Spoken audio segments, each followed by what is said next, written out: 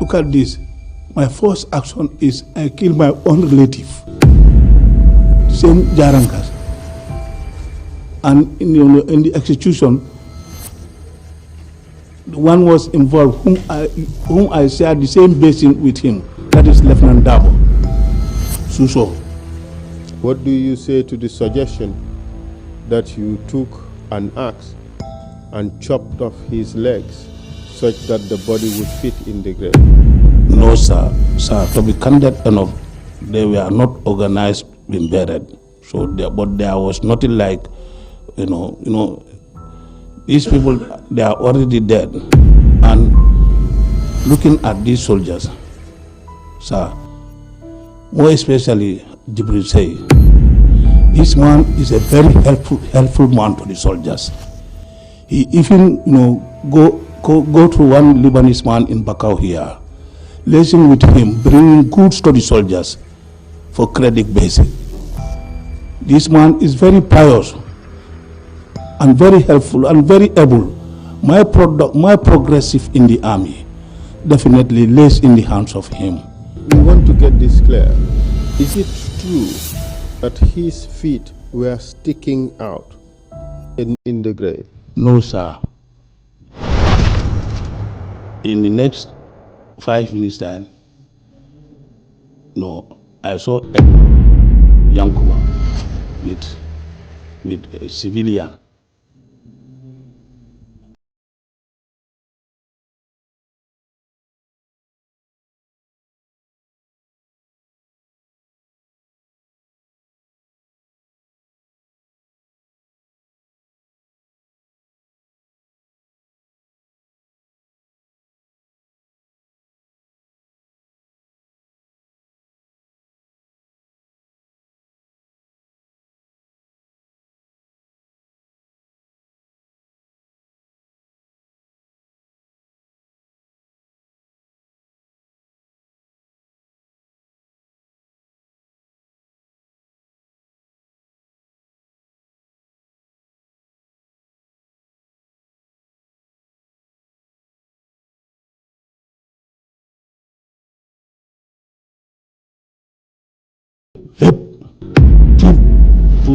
Full stop, and the dumb man fall down. As surprise attack at the back, I also take a step forward. That's the Edu turned to me. That is the guy. There was like what they used to pound pepper in the local language. Uda.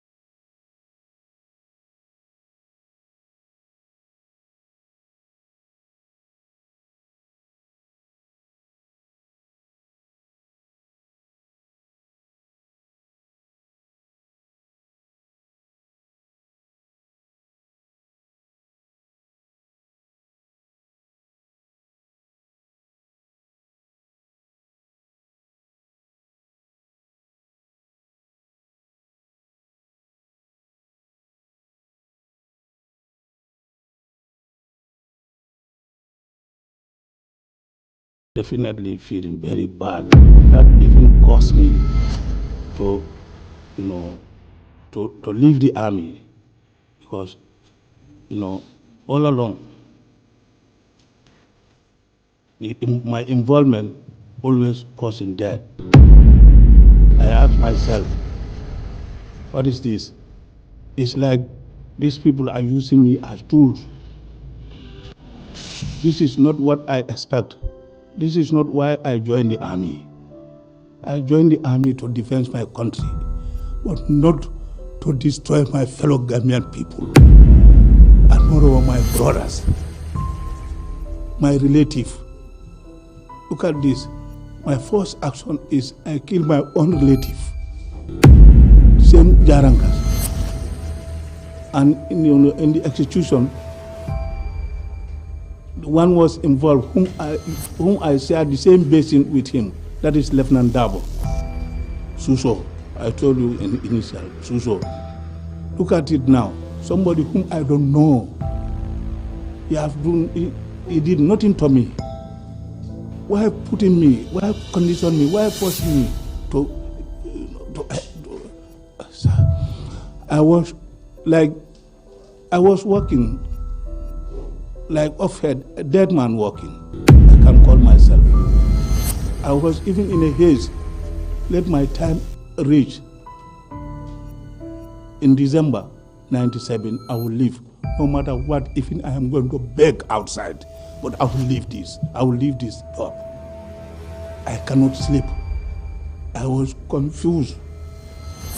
Sometimes he himself will call me, Edward, giving me alcohol to say, take this and your temper will cool.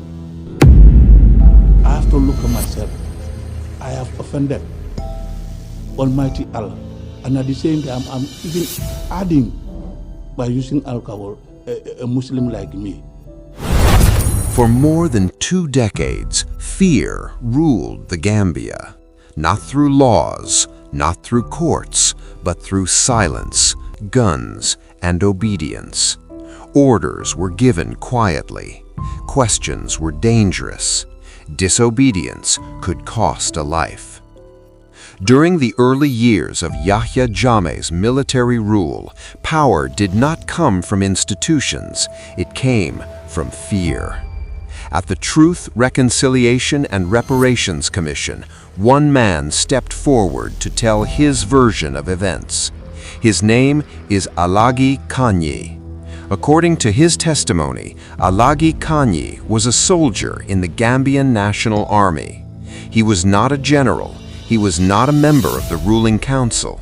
He said he was a junior soldier, trained to obey orders, not to question them. Before the commission, Kanyi said that in the barracks, refusing an order could cost a soldier his life.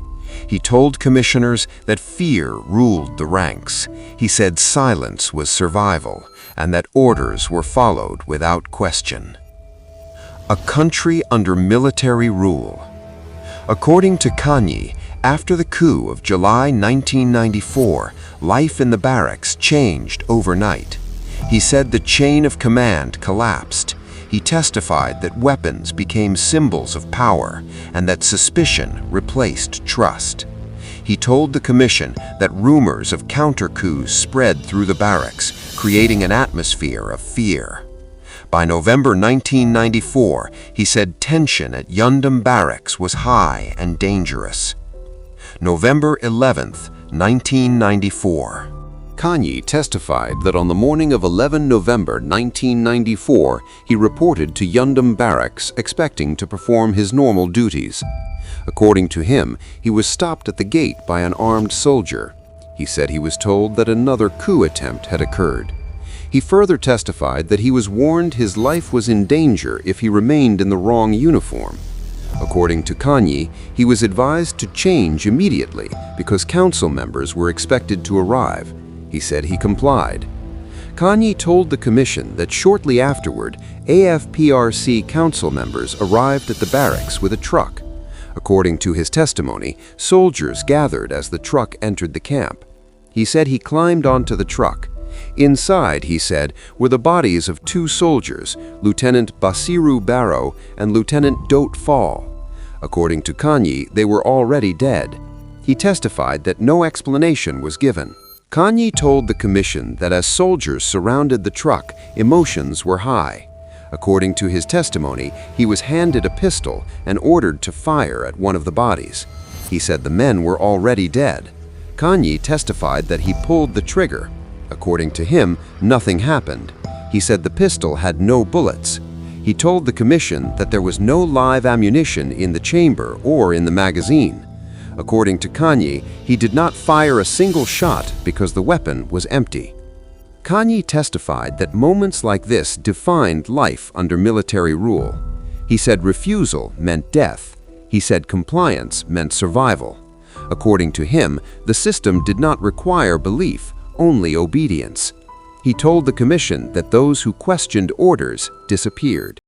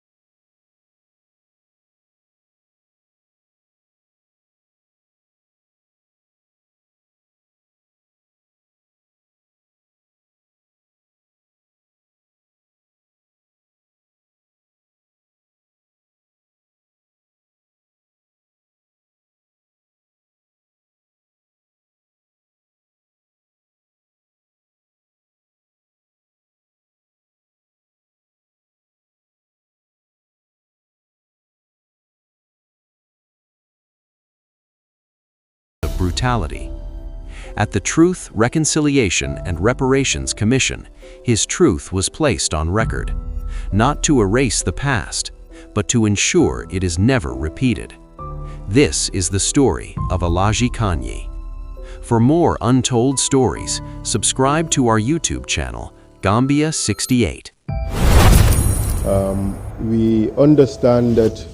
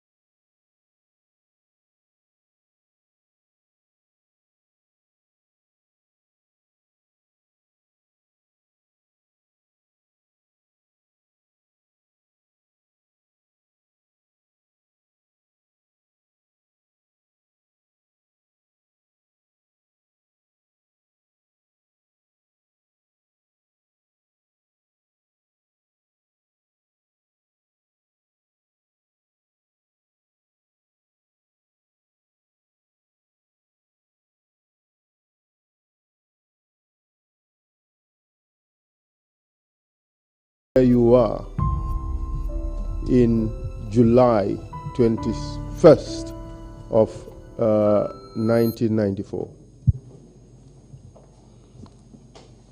On the 21st July 1994, I was at Yundum Barracks.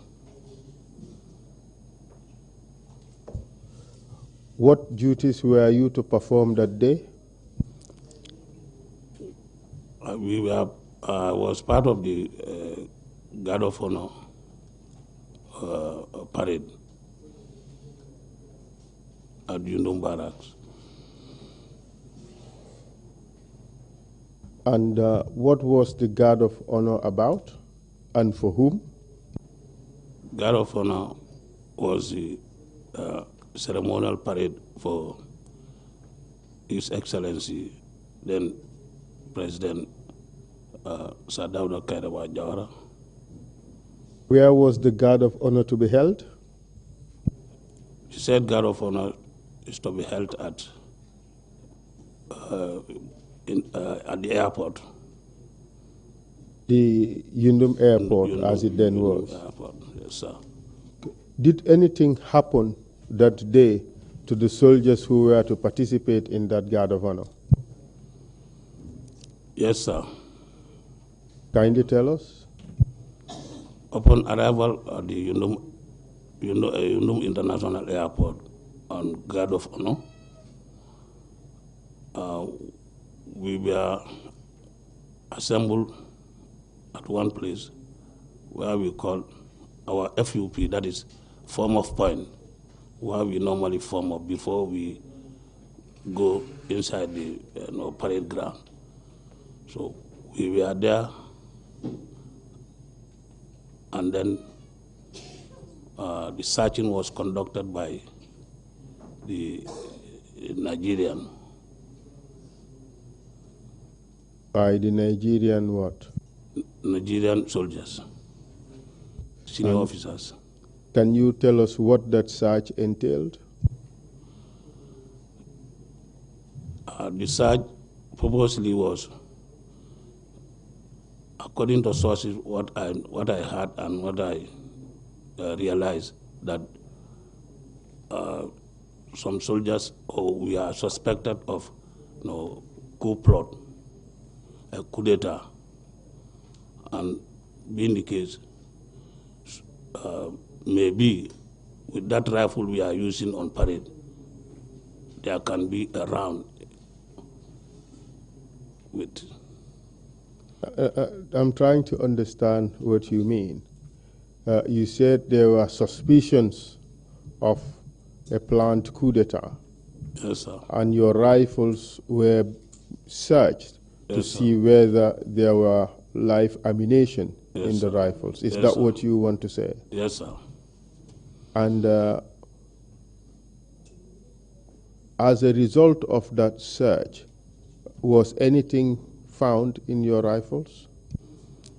With the parade personals, there was nothing found in our rifle, because we were using AK-47 as,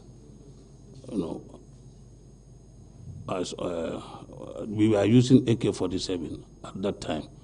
So, but there was no round in any of our rifle, neither inside the magazines. So you mean there were no live rounds? No live round. Yes, sir. Do you recall whether any of the soldiers present was disarmed? Yes, sir. Who was it? Military police, then headed by Yahya Jammeh. They were searched and disarmed, because at that point in time, their pistols, some of their pistols are with rounds. After that, did the president subsequently arrive? After all search been conducted, we collect our rifle and go to the arrival. Yes, the president arrived, sir. And a guard of honor was conducted. Was conducted, sir. And subsequently you returned to barracks. We returned to barracks, sir. What was the morale of the soldiers upon return to the barracks, knowing fully well that they were searched at the airport? Upon arrival at the camp, that is Yundum Barracks, then we are returning rifles to the armory. Definitely, sir, there was, rows. People are shouting, no, we will not return our rifle. Some will not return, we will not return our rifle. This will not happen. Nobody will go. Nobody will leave this barracks. There was chaos around the camp, all over, noise.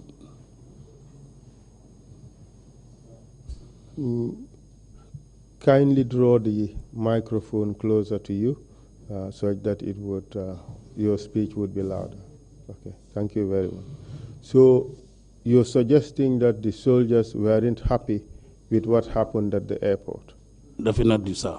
And some indicated that they were not going to return their rifles, yes, and there sir. was chaos in the camp. Yes, sir. What did they want to do, seeing that they did not want to return their rifles? Definitely, failing to that, refusing to return the rifle means, what was stated that there will be a coup. Definitely, it's like, it was in us at that time. And Mr. Kanyi, if you're not comfortable saying something in English, please say it in vernacular. We have interpreters who will interpret it. No problem. Say whatever you want to say in the language you are most comfortable with. No problem, sir. All right, thank you. So you're saying at this stage the soldiers were agitated, and they were saying that there would be a coup. And what happened? Did you remain at the barracks that day? As for me, I was in the barracks around in the evening time, just around 6, 7. Then I left home because I'm seeing other soldiers are going home. Some are remaining, but to me, hence this thing was not done at the airport. It's like there is a failure, so I decided to join those who went home. I went home.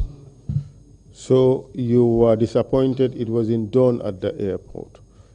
Yes. That's what you just suggested? Yes. In a sense, you knew that there was a planned coup to be done at the airport, correct? Yes. Yes, sir. Can you tell us how you knew that? How I know that is when we are searched, we place down our rifles and we are searched. When we are coming in the trucks, that's where I know then there is something going to happen, which is coup d'etat, whilst we are coming to the barracks. So that evening, you saw some of the soldiers going home. You also decided to go home. That's what you said, right? Yes, sir. Okay. Did you remain at home all that night? Yes, sir. I remained at home till the following morning. Can you tell that the following morning would have been July 22nd, 1994, correct? Yes, sir. Can you tell us what you did that day? Say again, sir.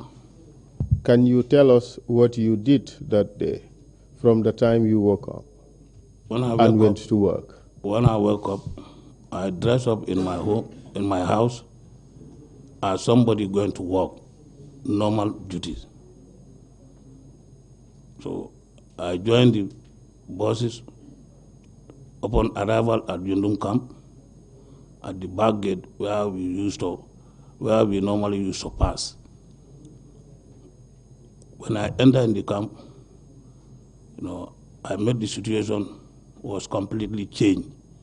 Changed in a sense that it's like what was said at the airport whilst we are coming to the airport, whilst we are coming to the camp, a coup. On the whole, it is something which is happening. Then I moved to the guard room, and I found people, everybody is scattered. People are taking rifles, rounds, all over the camp. What do you mean by rounds? That is live round. Ammunition? Ammunition, live ammunition. How many soldiers did you find around the guard room? Lot of soldiers. And did you speak to any one of them? At that point in time, you cannot speak to anybody because definitely, as I told you at initial, that I knew there was a coup plan and it somehow failed to my point of understanding.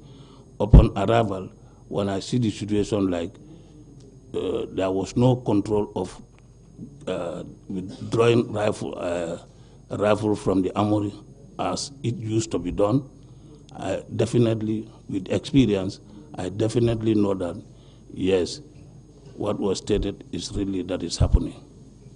How were you dressed at this point? You said you were dressed like somebody going to work, but how were you dressed at this time? I dressed in camouflage. Did you have reason to change your clothing? Sir? Did you have reason to change your clothing at this point after arriving at the guard room? As a soldier, camouflage is serviceable sometimes. It's serviceable under all weather conditions.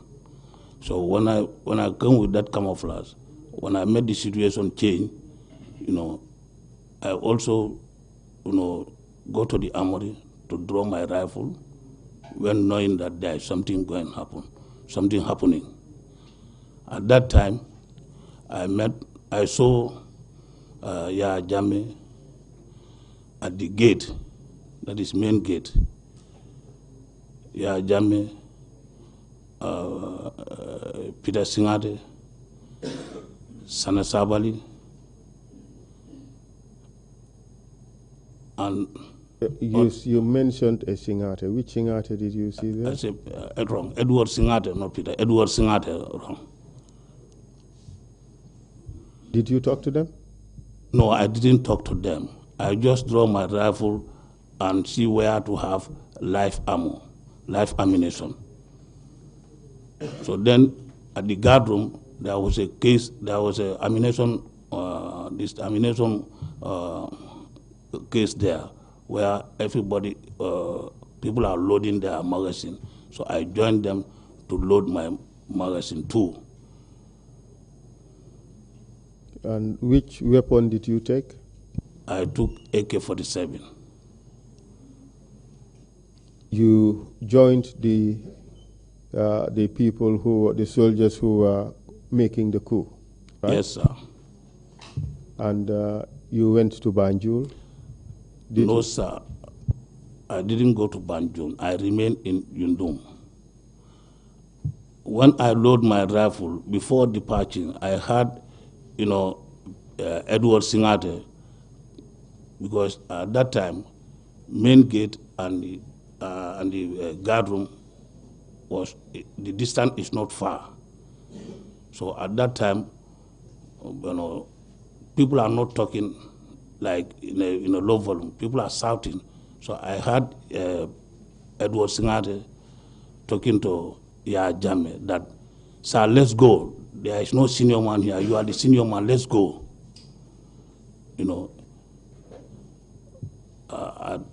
Just for some time, and then they left. Why did you remain at Yundum Barracks? Because it's like I am there, but I'm not confident enough that this coup can be succeed. So suppose it's like that, I will remain in barracks.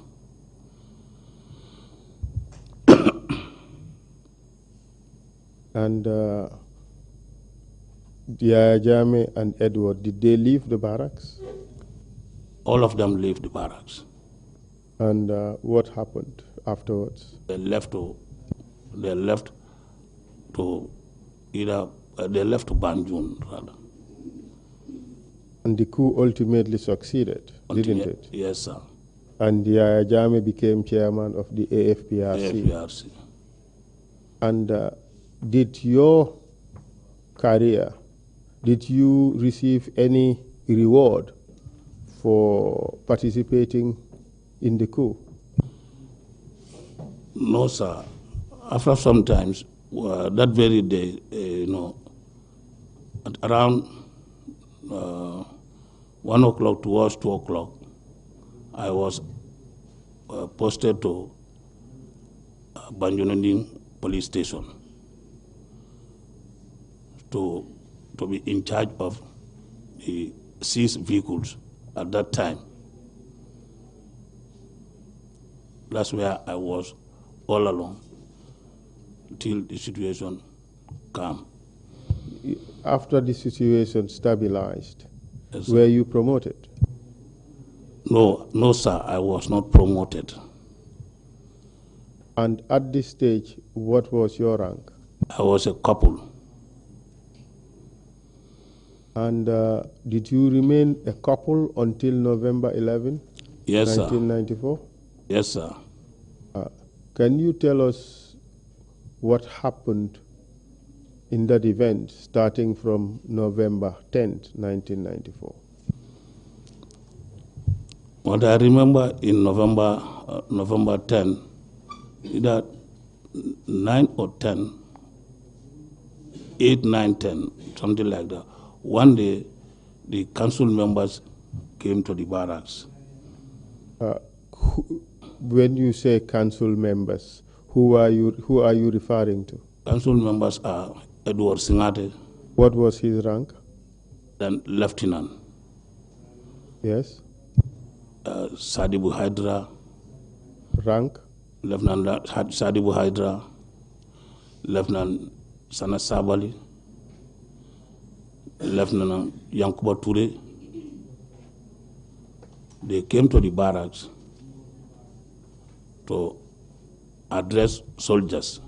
Which barracks are you referring to? Yundum camp or Yundum Barracks, to address soldiers that they had something that soldiers want to do, that is to overthrow the present regime, AFPRC. They gather us at one place and address us that all what was rumors we heard about it. So soldiers, distance yourself from this. One thing, this address was from Sana Sabali, Lieutenant Sana Sabali. Yes. Be very careful. He said, Rome was not built in one day. You people know where we take off this country and how you people are, soldiers are before. So to change it is not going to be easy. Yes. So whosoever, involve yourself in anything, it's like that. He was very much aggressive when he was addressing. Who was aggressive when he was addressing the group? Lieutenant Sana Sabali. Did other members of the council address you as well? Sadibu also talked. Then he was the spokesman of AFPRC. How about Lieutenant Singate and Lieutenant Edward Singate also talked. All of them talked. and they left. And what happened after that? When they left,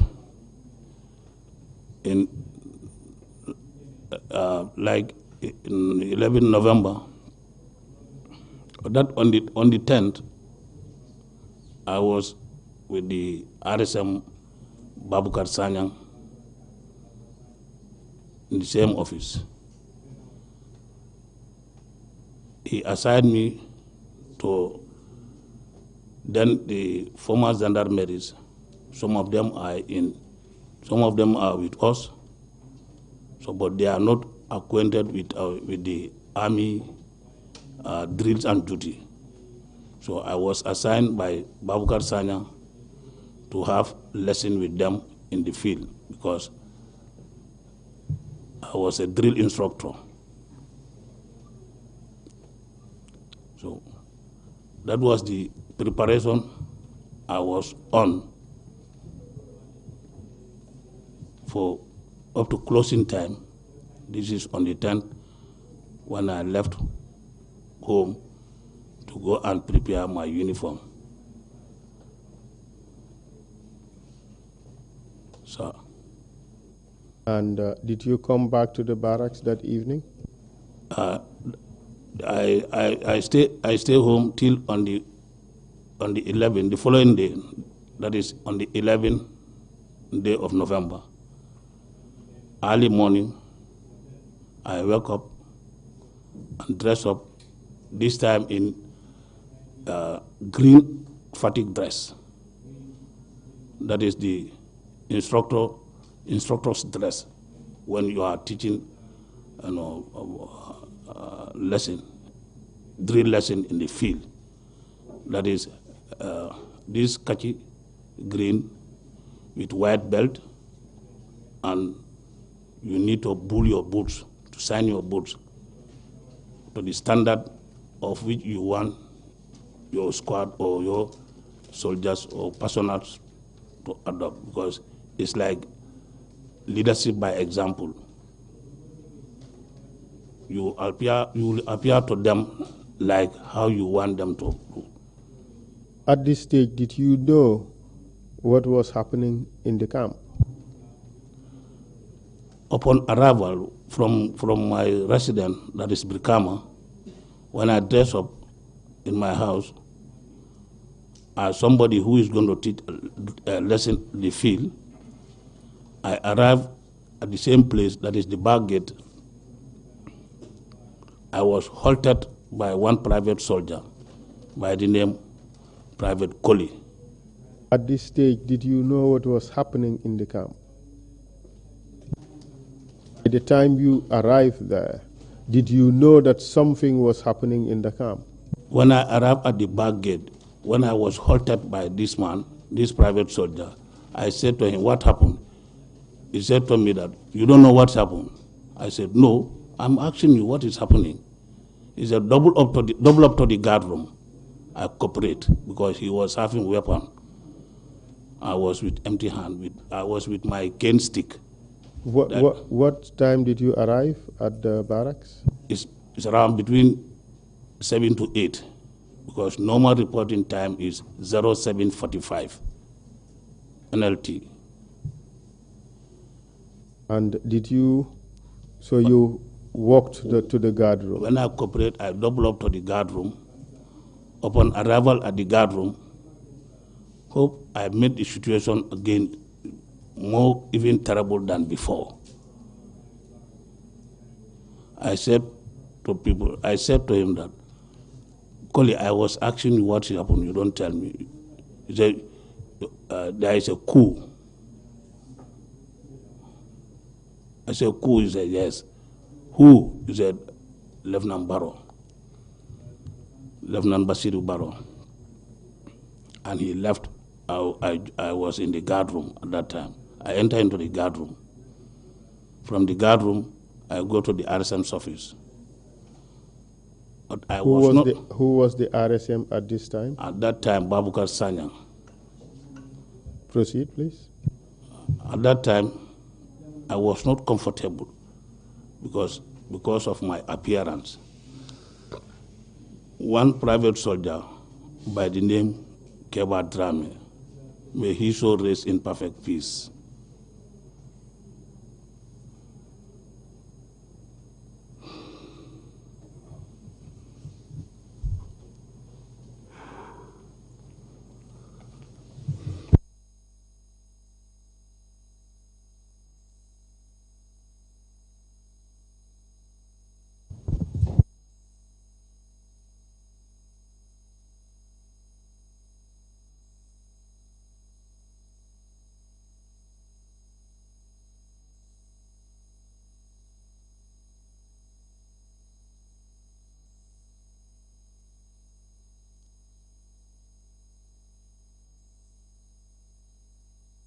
Kanyi, do take your time, please. If you need a break, we would give you a break.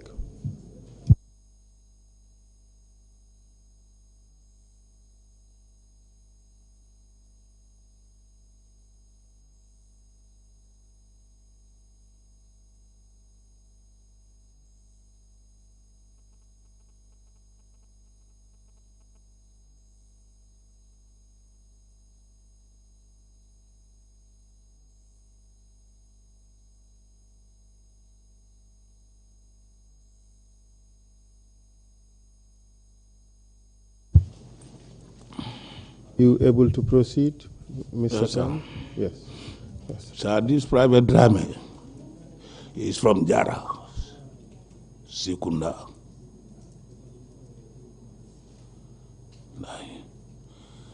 This private man, this private soldier, called me, he said, Nkoroma in our language, in the local language. Let's go inside my room. I give you my camouflage, you change dress. If council member meet you here in this order, like if Sana Sabal meet you in this order, he rather kill you or you'll go to jail. Then it's like, somebody who is forcing me. I cooperate with him, I go to his house, I change dress. Within 15 minutes, council members arrive, Sana Sabal and the teams arrive.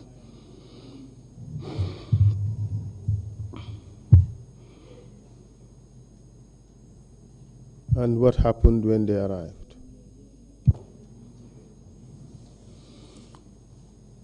Upon their arrival, there is a truck, there is a big truck, garage around the flagpole end. Do you know how the truck got there? So they came with their vehicle, and the truck also was following them. So the truck, the Sana Sabali and the people he was with came with the truck. Yes, sir. And did Sana Sabali, who else did he come with?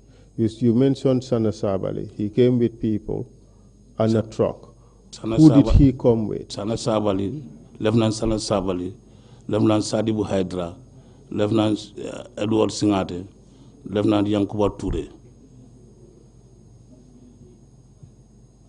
and Lieutenant Peter Singate. Did they come just them, or they were accompanied? They are accompanied by their orderlies and other soldiers, other private soldiers. Do you recall who these orderlies were? At that time,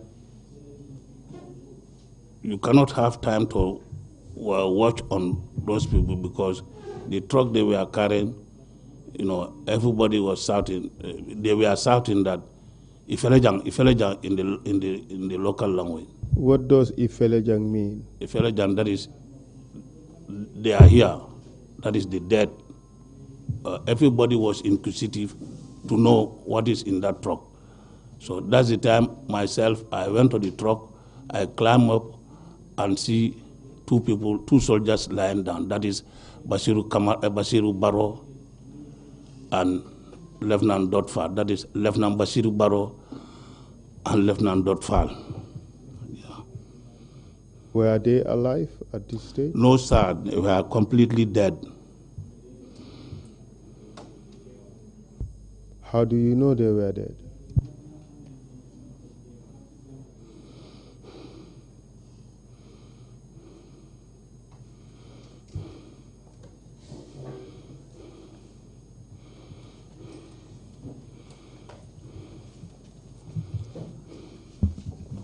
Elite Council, as he composes himself, I just want to remind the people in the audience that mobile phones are not allowed or any recording devices. So can they please respect the rules of the House? Thank you. Thank you very much, Madam Chair. Mr. Kanyi, if you need to take a break, we would give you a break. But take your time, please.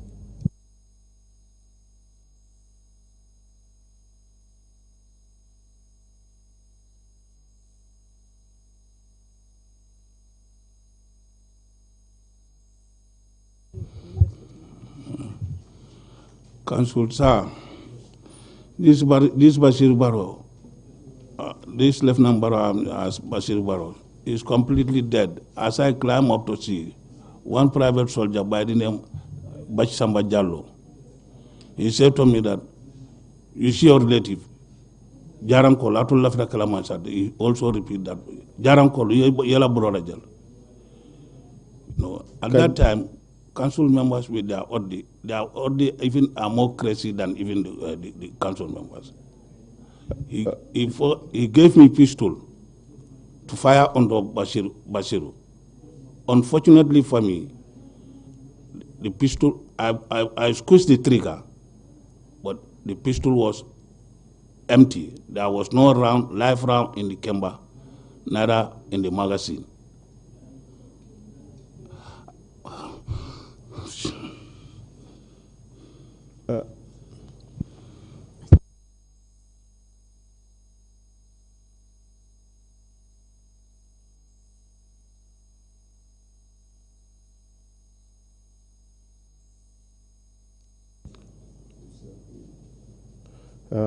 Madam Chair, I think we need to give the witness a break. Yes.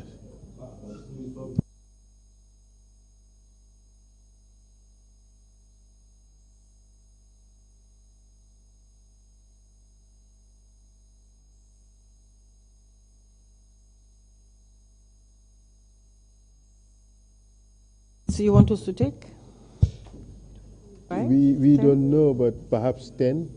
And then we will take a 10-minute break and come back in 10 minutes, sir. Thank you very much, Madam Chair. Alagie Kanyi testified that he was born on 21 July 1965 in Jara Sankuya, Lower River Region. He joined the Gambian National Army in January 1986 and was trained as a soldier before being posted to Yundum Barracks. Over the years, he served in different units and locations, including the Confederation Battalion and Farafeni Barracks. On 21 July 1994, Kanyi was part of the Guard of Honor at Yundum International Airport to receive President Sir Dauda Kairaba Jawara. He said Nigerian officers searched Gambian soldiers and confirmed that their rifles had no live ammunition. He described this as humiliating and said it caused anger among the soldiers. After returning to Yundum Barracks, some soldiers refused to return their weapons, and Kanyi believed a coup was inevitable. The following day, 22 July 1994, he returned to the barracks and saw soldiers freely taking rifles and live ammunition. He testified that this confirmed the coup was underway. He saw Yahya Jammeh and other officers at the gate but did not speak to them. He admitted joining the coup. In early November 1994, senior AFPRC members, including Sana Sabali and Edward Singate, visited Yundum Barracks and warned soldiers about rumors of another coup. On 11 November 1994, Kanyi was stopped at the barracks gate and told that another coup attempt had occurred. He was warned that his life was in danger if he remained in the wrong uniform. Later, AFPRC members arrived with a truck carrying 2 dead soldiers, Lieutenant Basiru Barrow and Lieutenant Dot Fall. Kanyi testified that he was handed a pistol and ordered to fire at one of the bodies. He pulled the trigger, but the gun had no bullets. He said there was no ammunition in the pistol. The incident deeply affected him, and the commission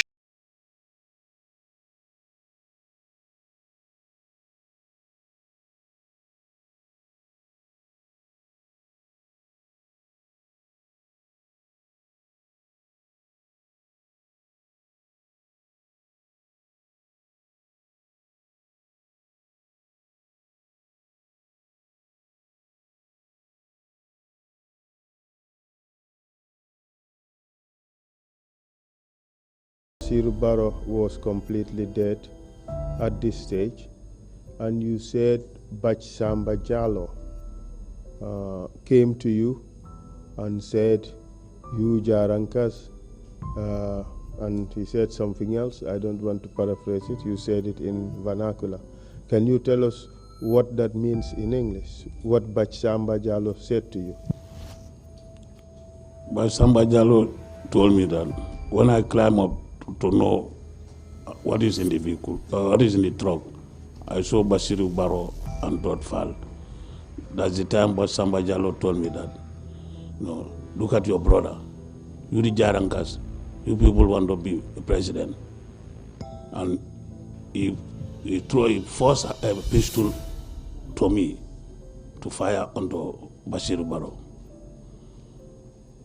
Unfortunately for me, when I squeezed the trigger, the pistol trigger, there was no round, there was no noise. Like the rifle, the pistol was empty. So I get down with the pistol. What rank was Bach Samba Jallow? Bach Samba Jallow at that time, I think Lance Corporal or so. But it's like at that point in time, council members Oddlies and whosoever close to them are even more crazy than even they themselves. And Bach Samba Jallow, who was he attached to at this time? Lieutenant Edward Singate. And what role did he play in Edward Singate's entourage? He was a driver to Edward Singate. And when you pulled the trigger and nothing happened, what did you do with the pistol you were given? I didn't even return the pistol to him. I came down with the pistol. And when you saw Basiru Barrow, what injuries did you see on him? The head was swollen seriously. It's like the head was, cancelled. The head was totally destroyed, swollen blood all over. And Dot Fall, Lieutenant Dot Fall. Were there any other people in that truck? No, sir, only 2 of them. After when I dropped from the truck, less than few minutes, the said Bach Jallow pushed them down and they fall down outside on the floor. What do you say to the suggestion that there was somebody else in the, first, what do you say to the suggestion that Dot Fall was not completely dead at the time? The body was still shaking. Sir, Dot Fall was completely dead. What do you say to the suggestion that you shot both Basiru Barrow and Dot Fall to finish them off? Sir, I say no to that. I didn't shoot anybody.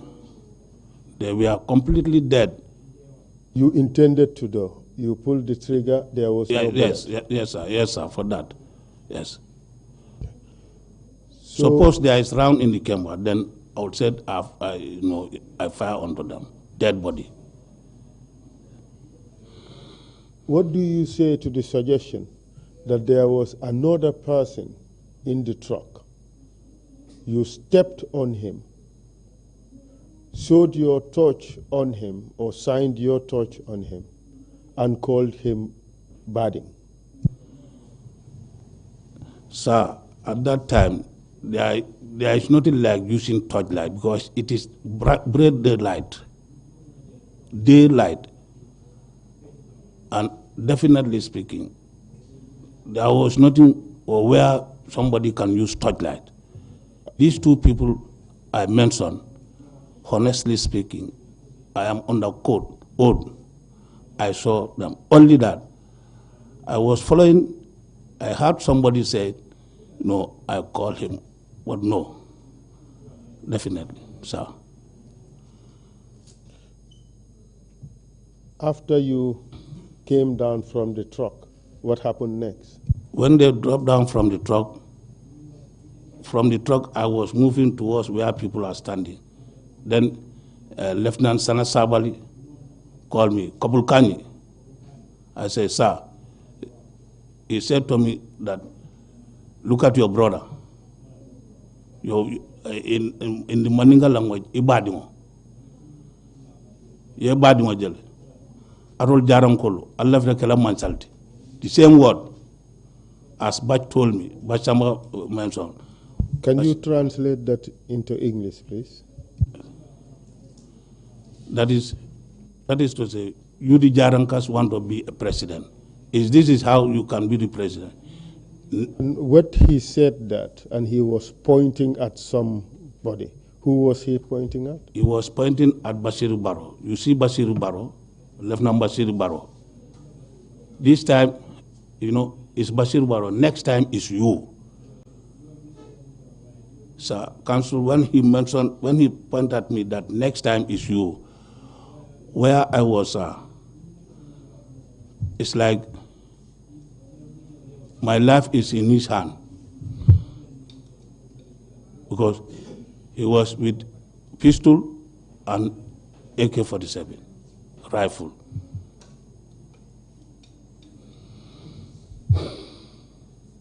How did you feel when you heard that? So it's like I am dead, I'm not dead. Like a dead man walking within the midst. Because at that point in time, Lieutenant Sana Sabali have the order of arrest and detain and kill. Do you know where that order came from? Well, as he been the vice chairman of APRC, he also have head. Maybe that instruction may come from, but because of his action. Could you take it step by step? You say this instruction may have come from. Could you complete your sentence, please? I said maybe because he is the vice chairman, so he has somebody who is heading him. I said maybe that instruction may come from either him or that the head. But and who was the head at the time? I don't know. Yahya Jammeh was the chairman AFPRC. So you're suggesting that Sana Sabali had the order maybe from Yahya Jammeh? Maybe, may not, because Sana was out of anything you think of. Can you explain a bit further? What do you mean by that?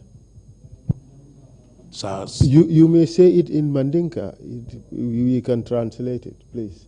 Feel free to speak in vernacular if you need to. No, what I mean out of everything. Sana was, he was crazy. He was aggressive. He was like a wounded lion. He listened to nobody. He looked into nobody's eye. And he have no fear for anybody. He have no regard for anybody. Only gunshot and arrest.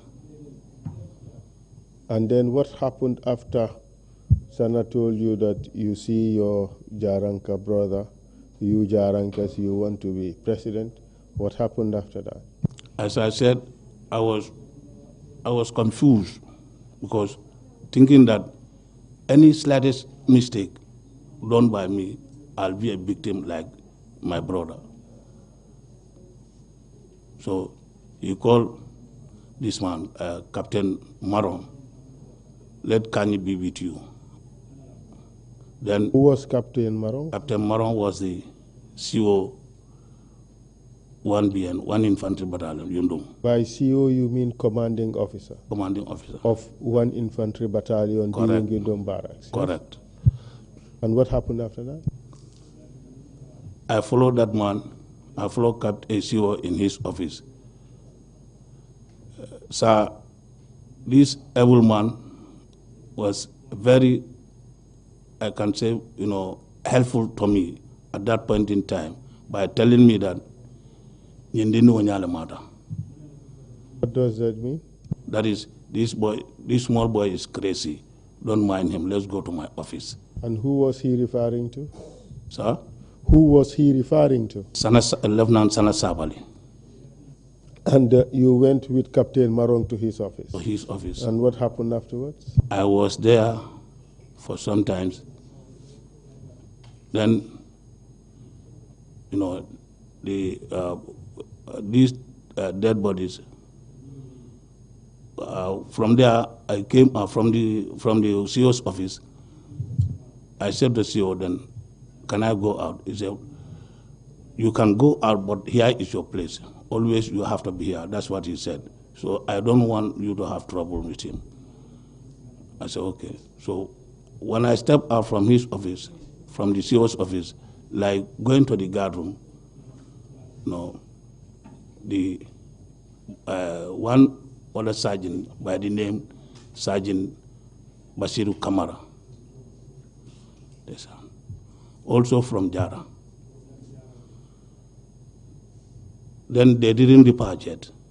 This Sergeant Basiru Kamara was coming he was naked in a sense. There was nothing, no clothes on him, and he was tied. His hands were tied at the back. As he was passing, they said, Sana Sabal called me, Kanyi. I turned and looked at him. He was standing then with Edward Singate. He said to me, get rid of this man.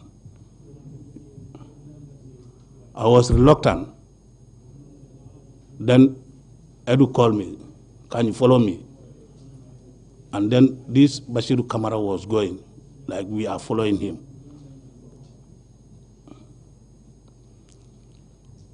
Just in the next, before we arrived around Cookhouse End, Sergeant Fafanya also came out. From where? It's like the same, I just saw him around, and then. And how was he dressed? He's also naked and hands are tied at the back. So these were captured soldiers? Captured people. And Edward called him, fucking join him. He told him to fucking join Basiru Kamara. And where were they headed? Myself and Edward was together with these two people. They are heading us around the Cookhouse End. And I was instructed by then Sana and Edward to open fire on them, causing death. Did you do that?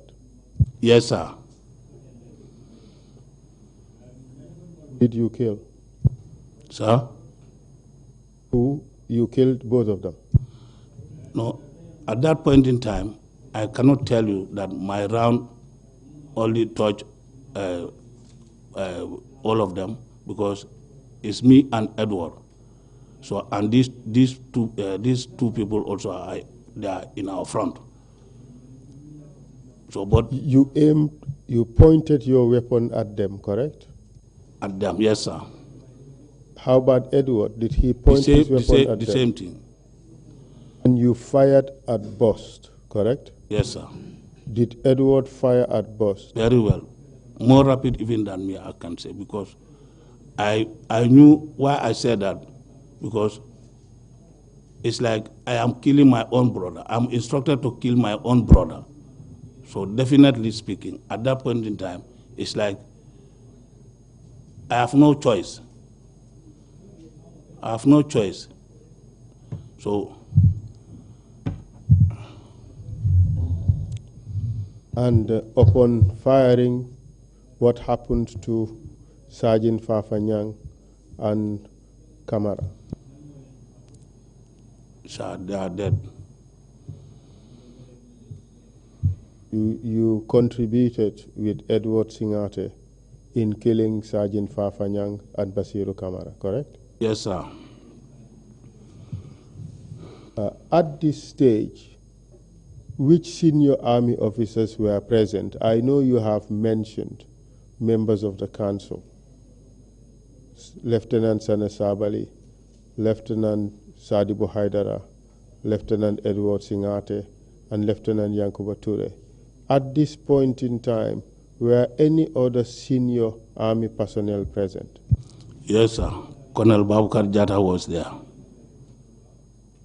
Did any of these senior officers do anything to stop you from killing these people? Nobody, sir. Nobody stopped us. Nobody even talked to us. Nobody even, you can't see any sign of, oh, sir.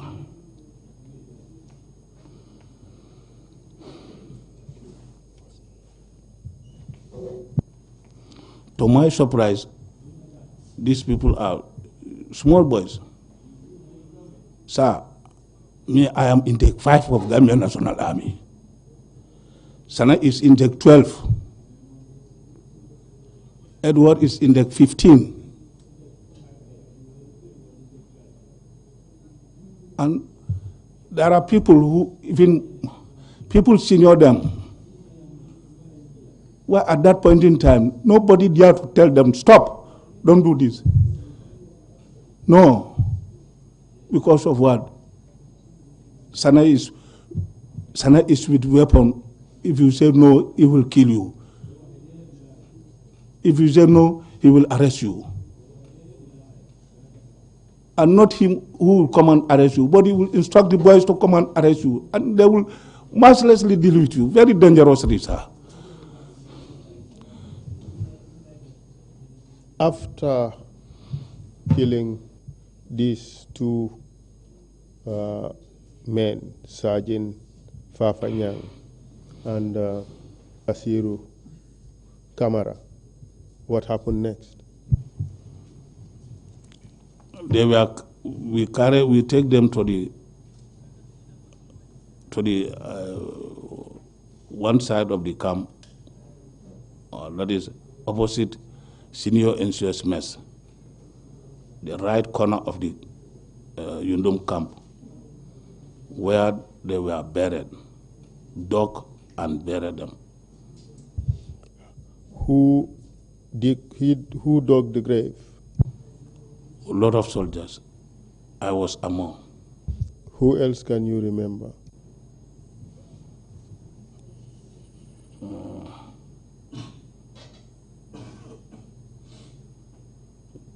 Council members at least. Who can you remember amongst them?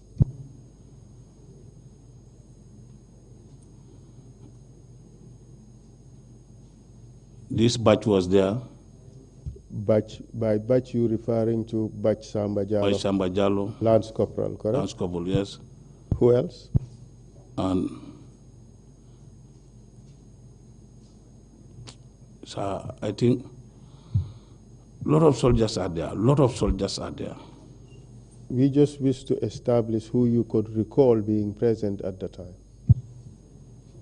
JCB, Private JCB. Last name for JCB? Huh? What was his last name? JCB Mendy. He was a private at the time? At that time, yes. Oddly for who at the time? Oddly for who? JCB. Oddly to... You can't recall, you can't recall.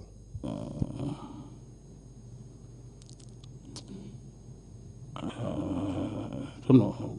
Who else was present? BNJ. Who else? BNJ. Does he have an alias, another name by which he is known, say a nickname or something like that? No, we call him Baba Njai. That is what we call BNJ. Okay, and who else? Another BNJ that is called Ponkal. Another, you said B Njai? Yes. And his nickname is what? Ponkal. Njai Ponkal. Okay, okay. Who else?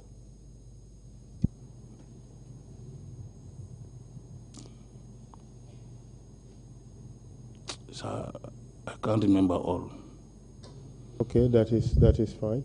And what happened to the body of, or to the bodies of Barrow, Lieutenant Barrow and Lieutenant Fall? All, that digging, after digging, the 4 people were buried there. That is Bashiru Barrow, Bashiru Kamara, Fafanyang, and Dot Fall. They were all buried in one grave? In one graveyard. And you visited Yundum Barracks with the investigators. Yes, Were sir. you able to pinpoint the grave to the investigators? Yes, sir. Thank you very much for that. After burying these individuals, these dead bodies, what happened next? From there, I returned back to CO's office. Did anything else happen that day? Yes, sir. At around 1 o'clock to 2 o'clock, after council members depart, at around 1 o'clock to 2 o'clock, they came back again. Who came back? Can you tell us? Council members, that is Lieutenant Sana Sabali, Lieutenant Yankuba Ture, Lieutenant Sadibu Hydra, Lieutenant Edward Singate, Lieutenant Peter Singate, Sadibu Hydra, and with their orderlies. This time around, was Babukar Jata present? Babukar Jata was there. With Babukar Jata, yes, sir. This second time, Babukar Jata was also present? Was there. That is your testimony? Yes, sir. And what happened when they came? When they came, they went straight to Antroom, that is senior officers' mess. And what happened there? Do you know? Definitely, what happens in that senior that officers' mess, I don't know because I was at CO's office. But they called CO to join them there. So when CO comes, by CO, you're referring to Captain Marong, Captain correct? Marong, yes, sir. Tell us what happened. When CO, upon arrival of CO, that's the time I know. He told me that the captured people are going to be executed. Who told you that? Captain Marong. What happened after that? Then I was with him in his office. Just in the next 10-15 minutes time, no, we came out, myself and him, because it's like I'm also his orderly or a guard. That. So we came out, and then we meet council members, all with their vehicle, and the Land Rover was called, I saw the Land Rover, and then the captured people were on board the Land Rover. Who do you remember to be on board? Lieutenant Jibril Say. Yeah. Go ahead. Lieutenant Jibril Say,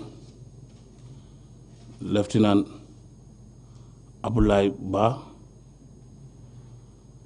Lieutenant Yahya Jammeh, Lieutenant Lamin Dabo, Lieutenant Bakar Mane, Cadet Silla Amadou.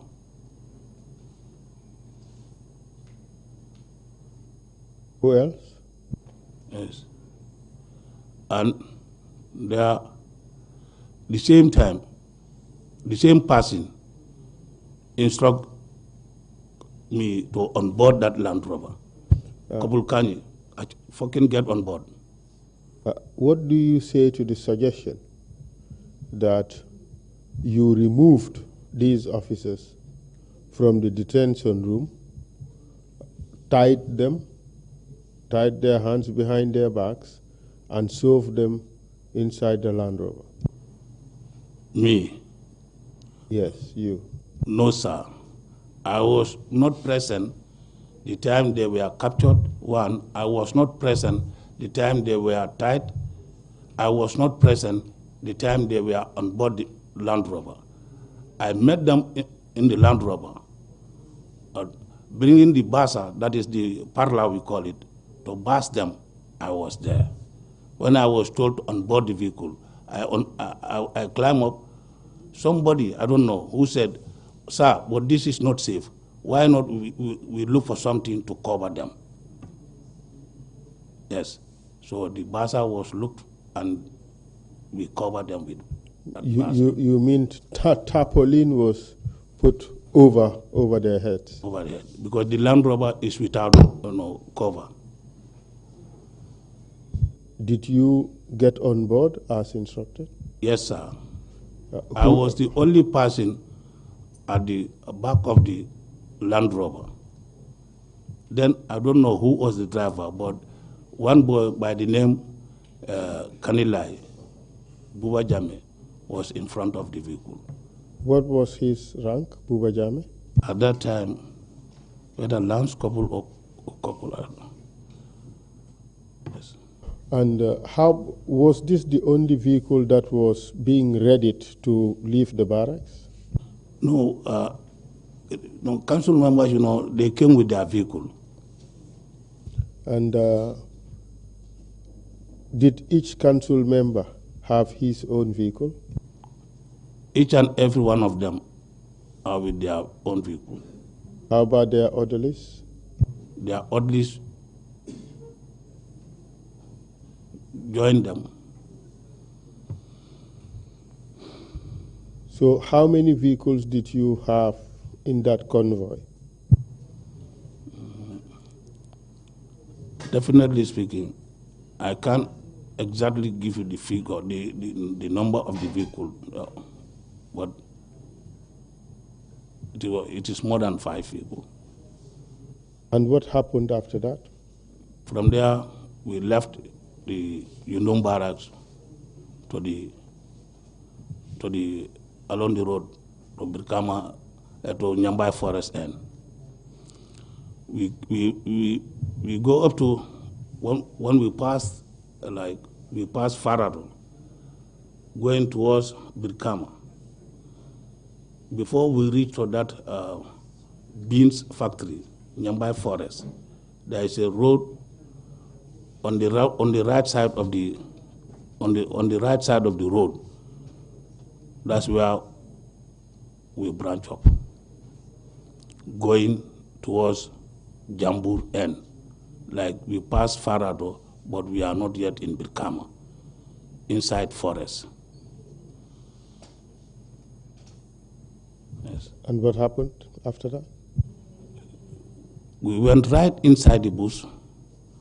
Upon arrival of where they want the leader who was in front, I think, then, I don't know, it may be Sana, because as far as he's the vice chairman, in the army, we respect, like seniority or appointment title. He may be in front, but then I don't know.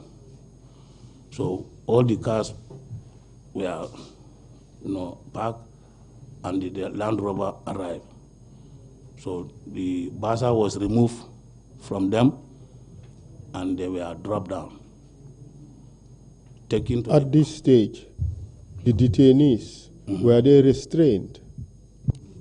Were they tied? They were tied. Hands behind their back? Hands behind the back. And then what happened? They dropped down? And then they dropped down, taken to for a distance in front of us. We and the council members, I was part of them. Council members with their orderly, we line up and facing them. Were the captured soldiers facing you, or did they have their backs to you? They are giving us their back. And they were grouped together, or they were standing in a line? It's like a form of an extended line. Okay. And then what happened after that? And then from there, Lieutenant Sadibu Hadra said, yes, I want to ask you one question. Suppose we come across with you people, what is going to happen? No response from them. Yes. No response from them. Who was he asking that question? Lieutenant Sadibu Hydra. To whom was that question He was asking addressed? the captured people. Proceed. No response.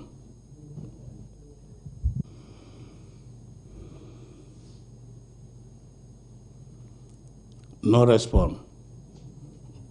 From there, Sana Sabal said, say your last prayers. I remember Cadet Silla, Ahmad Silla, who said, sir, if you are to kill us with support weapon, and we meet in the next world. Yes. Did anybody else say something? Nobody said nothing, sir. Buba Jammeh, Lieutenant, did he say something? Yes, sorry. Buba Jammeh said, is a gendarmerie, sir, Al-Kanamfa Al-Insorong in the local language. That is, don't kill us, please lock us, take us to jail.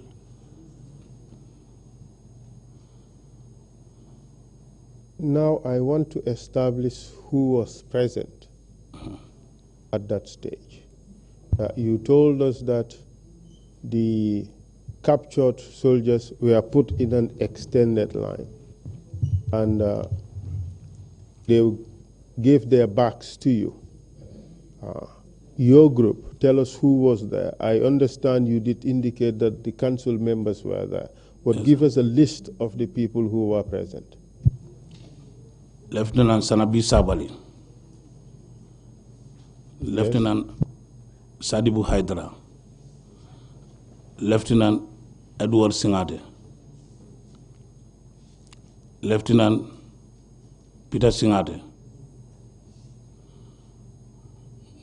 Colonel Babukar Jata, Lamin Fati, LJJ, myself, BNJ, Private BNJ, and Private Binjai Ponkal, JCB Mendy, and Private Suso, who is a gendarmerie. This is what I can remember.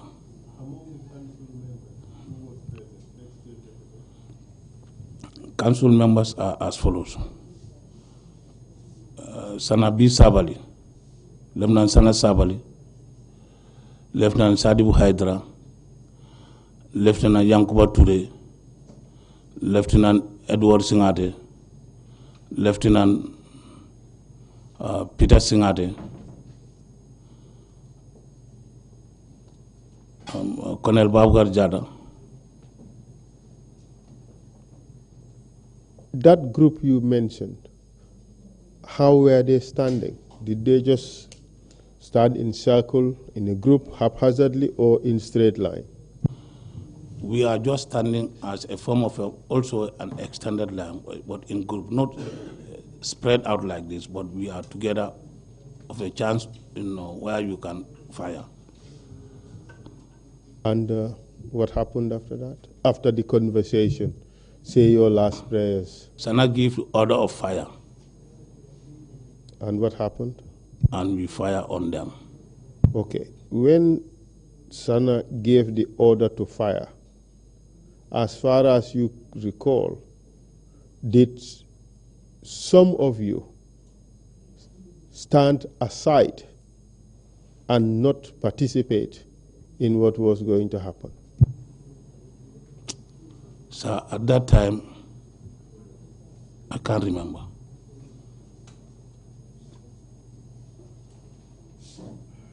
My question is, did any members of the group go away and refuse to participate?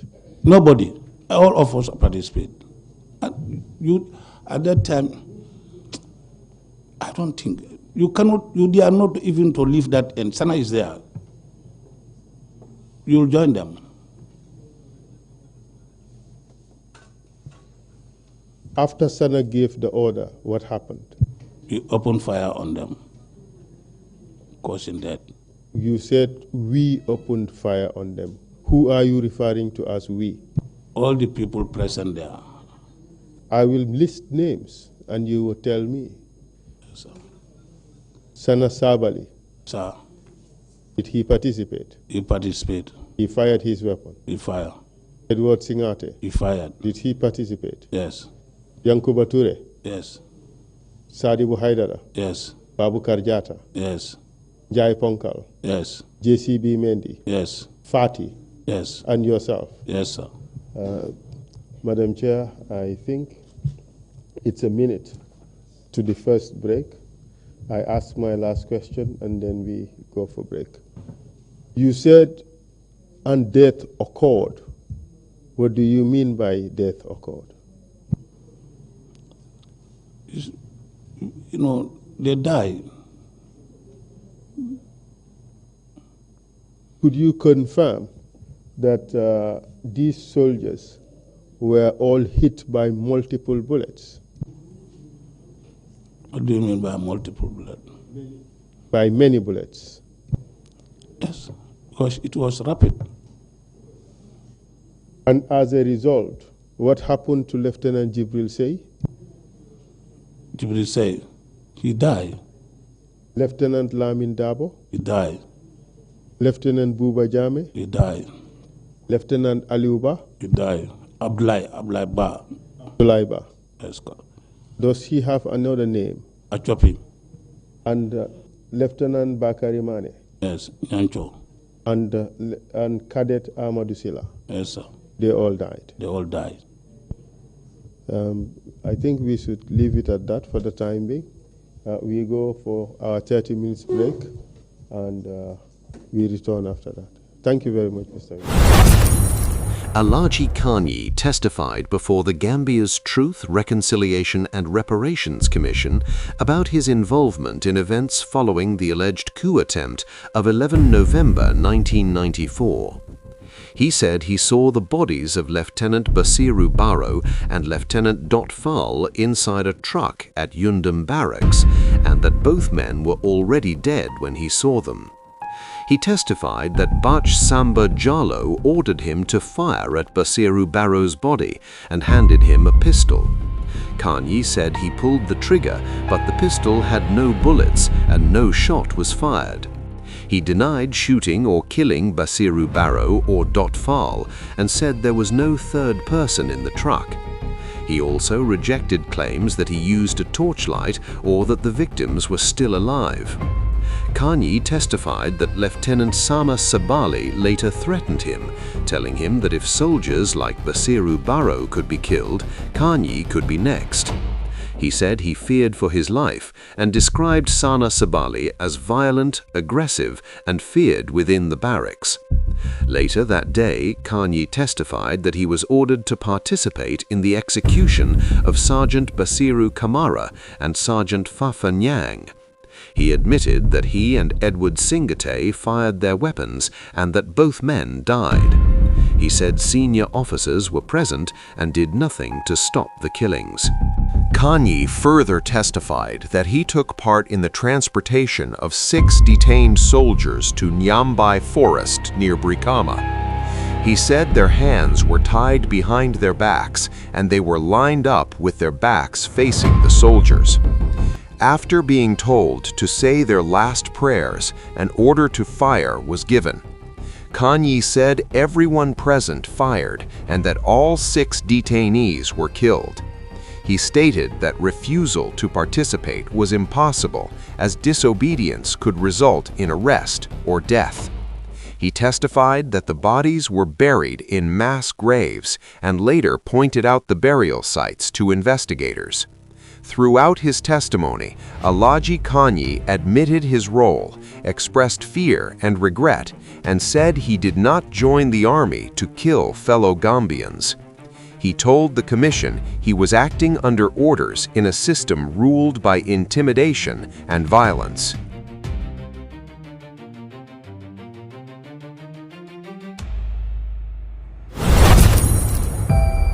Welcome back, Mr. Kanyi. Are you able to proceed? Yes, sir. May I just remind you that you are under oath and everything you say must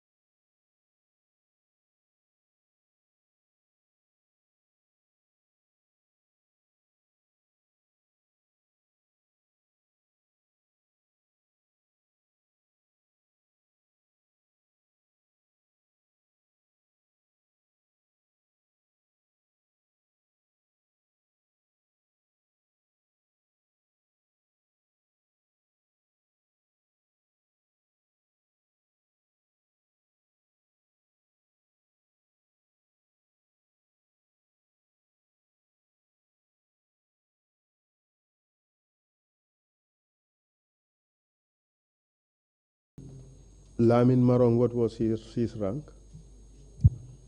I think at that time, last couple or so. Among the senior officers,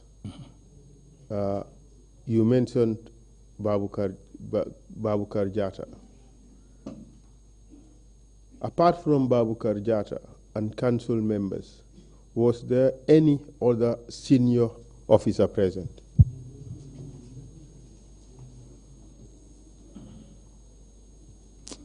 I can't remember.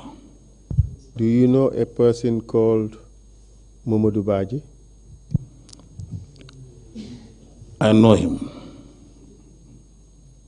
Was he present? The forest? No, Yes. sir. Don't see him there. Was he present at Yundum Barracks? Sorry. Was he present at Yundum Barracks in the morning? No, sir. You did not see him there? I didn't see him there. The second half of the day, did you see him there, Modu Badji? No, sir. I didn't see him there. How about Captain Marong? Did he go to the forest? He didn't go to the forest. He was the CO then. So the only senior officer who was present apart from the council members was Babukar Jatta? Yes, sir. Which I can't remember. Yes, sir. So after these officers were killed in the forest, what happened next? They were taken back again, put them in the same Land Rover, and bring them back to Yundum Barracks. And then we dig and buried them there. at this stage, where were the council members when they were being buried? They were in the anteroom, that is officers' mess. Did all of them return to Yundum Barracks at this stage? End of exercise, all of them, we all come back to Yundum Barracks. So, and the Land Rover was to the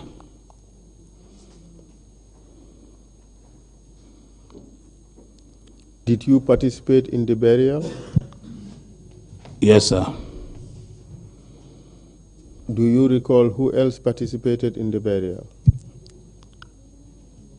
We, the guy from the bush, we all participated. You told us that the officers went to the anteroom, the officers' mess. Yes, sir. So when you now say that all of us who went to the bush participated in the burial, who are you referring to? I am referring to the Oddlies, the junior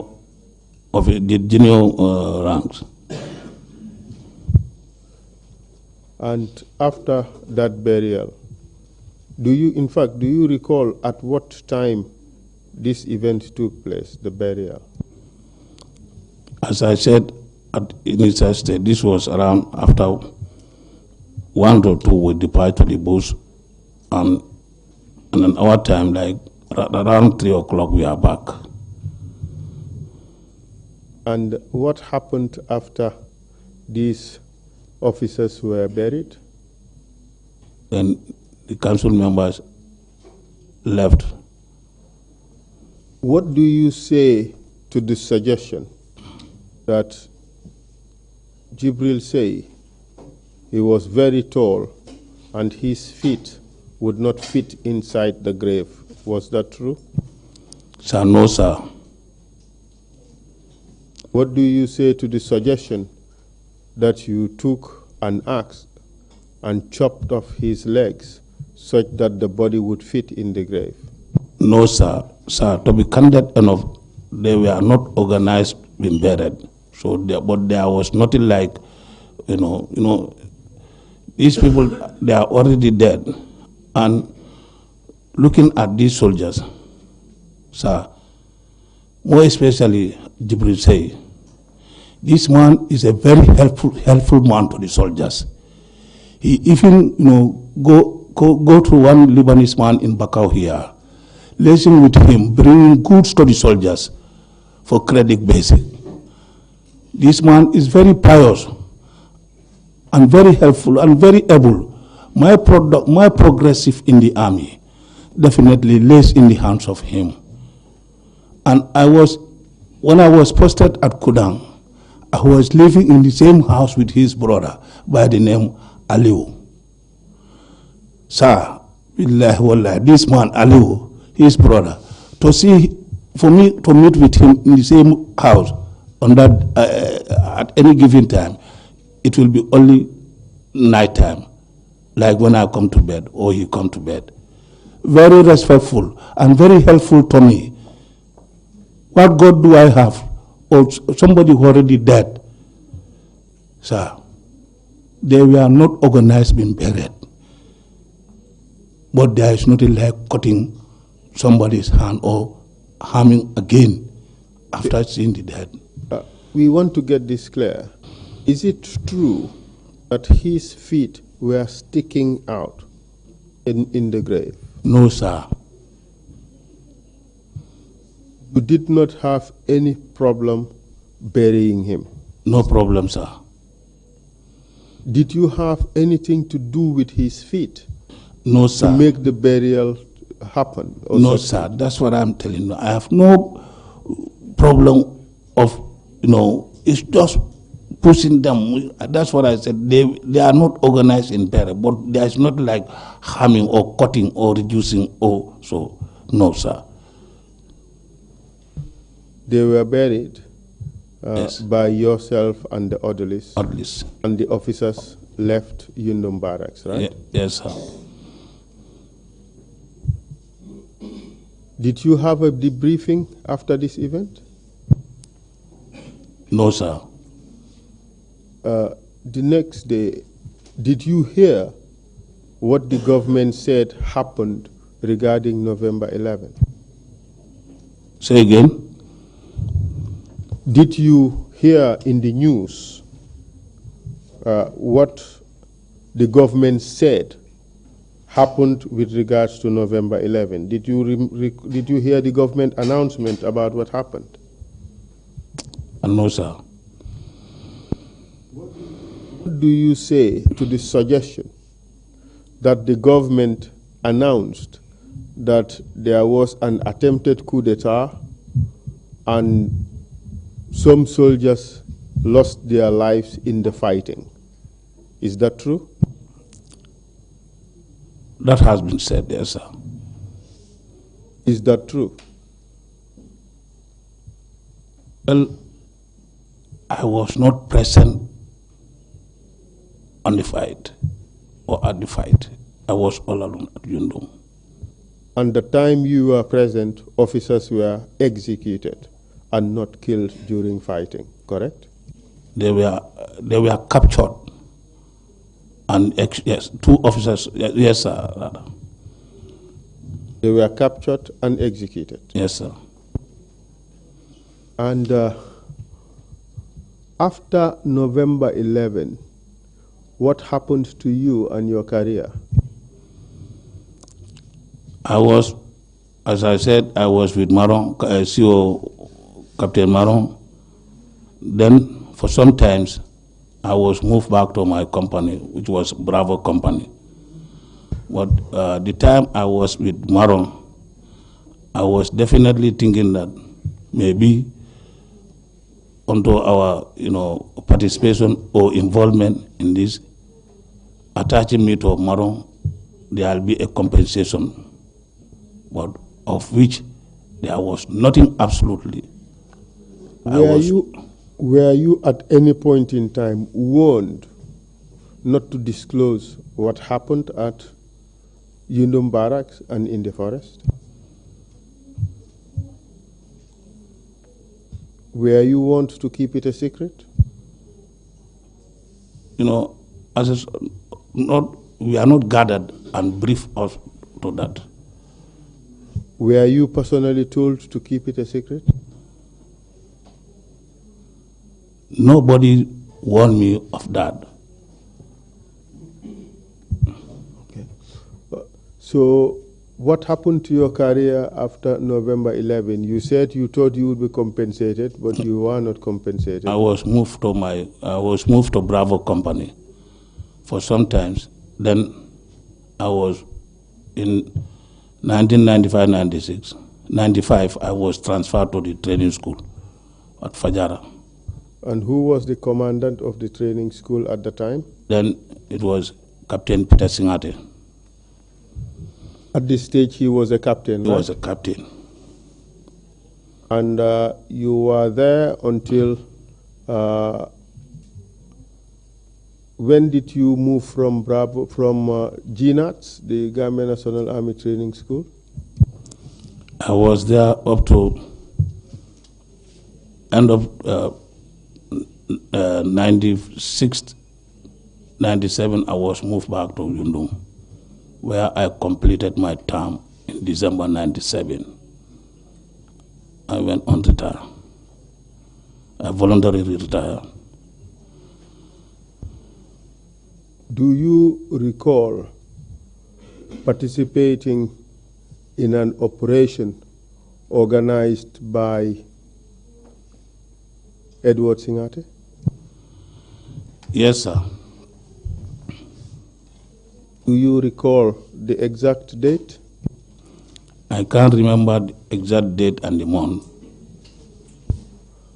Well, Can you tell us, but can you recall the events that happened? yes, sir.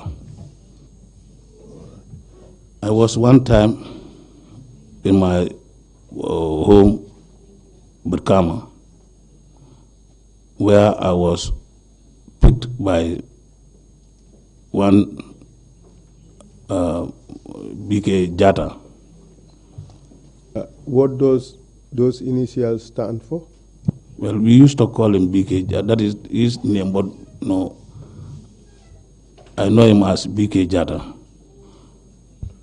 What was his rank at the time? Staff sergeant. Do you know where he is presently? Some said, I heard one of his, I heard somebody saying he's in America or so, but I've never spoke to him. So you said on this day, BK Jata picked you up from Yes, sir. your home Yes, in sir. Birkama. Yes, sir. At what time was it? This was late in the evening, around 5 to 6 or not. And he said to me that, Edu says, let me come and pick you, and we collect Pa Aliu Gomez to go and meet him in his residence at Cape Point with Tumbul Tamba. At this stage, were you on duty? It was like, everybody is on standby. So we used to close and come home. Like, I was not on duty. Did you agree to go with BK Jata? Yes, I did.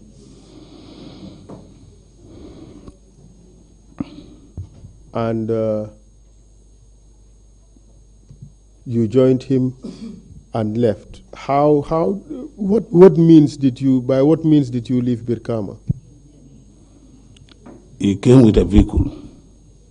What vehicle belonging to who? He's the one who is driving the vehicle. So, Was it a military vehicle? no, he is not a military vehicle. No, sir. So he picked you up. Where did you go after he picked you up?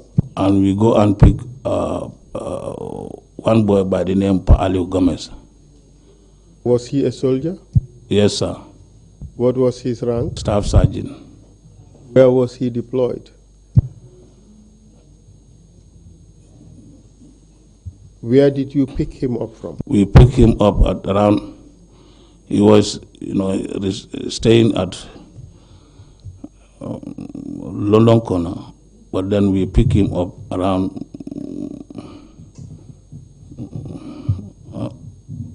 road around Bartres towards Westfield End to Bakau. Did he know that you were coming? Well, Bigge said he spoke to him. You know, at that time, telephone facilities were not much. I don't know how did he communicate to him. But you found him along Baptist area? Yes, please. And when you came to that area, you were expecting to find him there? Yes, please. And then you picked him up? We correct? picked him up. Where did you go next? We go to Cape Point. And what happened? At Edu's place, Edward Singate's place. At this stage, how many of you were in the vehicle? Myself, BK Jada, Tumbul Tamba, and Palu Games. Where did you pick Tumbul Tamba from? BK came with Tumbul to me. And Tumbul, does he have another nickname? No, that's his name, Tumbul Tamba. Does he have a nickname, another name by which he is known?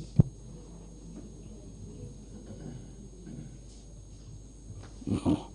Does the name Malia Mungu mean anything to you? Or that's not Tumbul Tamba? No, Tumbul, that is not Tumbul Tamba. Tumbul, does he have a nickname, as far as you know? No, I don't know. So the four of you Yes, please. went to Cape Point. Cape Point. Which house did you go to in Cape Point? Captain Edward Singate's house. And was it a private house? It's a private house. No, it's like, you know, that is his, he's allocated with that place. We call their, I don't know, either former VP's resident or, yes, that's where he's residing. So you're referring to the vice president's residence located at Cape Point? Yes, please. And what happened when you got there? There, you know, Edward, we are briefed by Edward that, okay, don't worry, you are here. We are going to get rid of one fucking cunt. Could you repeat what you just said so we get exactly what you said? He said to us that, okay, we are going to get rid of that fucking cunt. One fucking cunt. We are going to get rid of one fucking cunt. Cunt, yes. At this stage, did he tell you who he was referring to? No, sir. But when he said that, you knew you were going to go on an operation, correct? Yes, sir. But kind of operation we don't know because we at that time we are not with rifle, AK-47, meaning AK-47. But what did you understand him to mean when he said we are going to get rid of one fucking cunt? What did you understand him to mean? It's like at that time definitely all of us we are wondering who is this man and what kind of operation we are going. Do you understand what he meant by getting rid of somebody? Did you understand that? No, sir. Did you ask him questions? No, sir. When this briefing was being made, who was present? 4 of us and his brother, Peter Singate. And of course, Edward himself. Edward himself. 6 of you? Yes. And did Peter Singate say anything? No, sir. And what happened after Edward briefed you and said, we are going to get rid of one fucking cunt? What happened after that? He got up and joined, he drive his car, then followed by us, and Peter also followed with his car. So there were 3 vehicles? Yes. Edward in one vehicle? Yes. The 4 of you in another vehicle? Yes. And then Peter in a third vehicle? Yes. Did they tell you at this stage where they were taking you? Before we left in his residence, Peter is the one who said to us that he said to Bike that drive to Yankuba's place, Yankuba's residence. Which Yankuba are you referring to? Captain Yankuba Ture. At this stage, were you told what you were going to do at Captain Yankuba Ture's residence? No, sir, we are not told. Did you know exactly where you were going? We are going to, I know that we are going to Yankuba's residence, but of what, I don't know at the moment. Did you know exactly where that residence was located at this time? While you were in the vehicle going, did you know where Yankuba's residence was? It's like, it's around Senegambia end. Definitely, right now, I can't identify the place. Did you ever go to Yankuba's place before this event? Not at all. Did you ever go to Yankuba's place after this event? Not at all. At what time of the day did you get there on this occasion? This was around, after 7 to 8.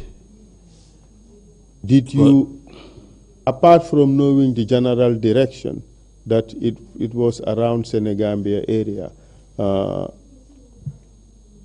did you know exactly where the place is located? Tell us what you know, what you can remember. So definitely, at this point in time, right now, it's been a while. I can't exactly remember the place now. But before you left, you did not know where Yankuba's Ture's house was located?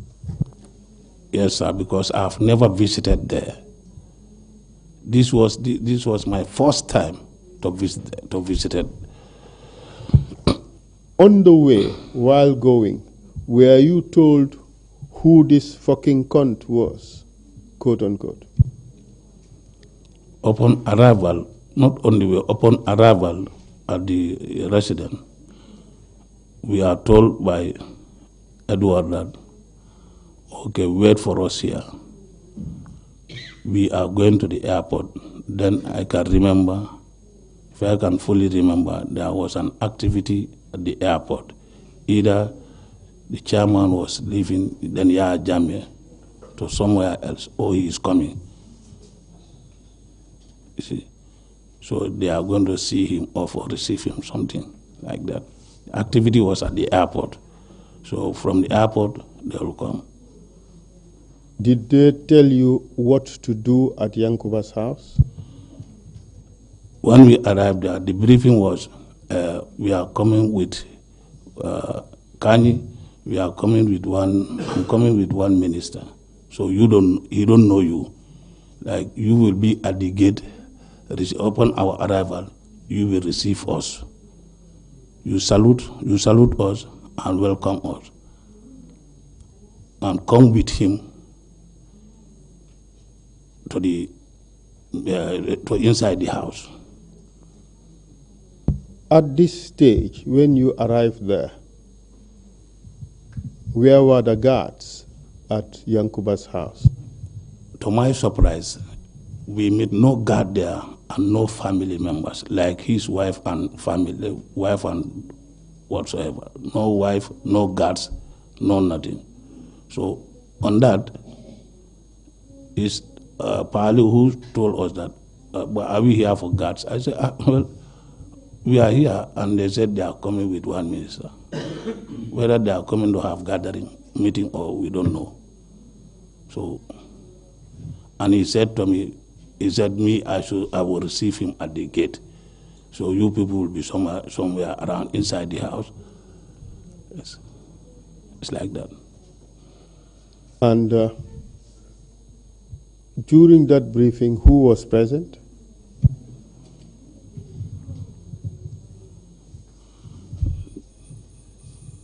That briefing is Edward who briefed us. Who briefed we for? Was Peter present in the briefing? No, I can't see him. I don't see him. Was Yankuba present at that briefing? No, I don't see him at that briefing. After the briefing, what happened? That he left. Who left? Edward. And how about the four of you? What happened to We four? remain inside the compound and the house. And where in the compound did you remain? Where Yankuba is. You personally, which part of the compound did you stay? I stood at the gate Waiting. waiting. How about Tumbultamba? They are inside the house. I remember, is it me and either Tumbul or Palu? Yes. We are outside. It's like we are inquisitive of knowing what is going to happen there. So we are not stationed at one place.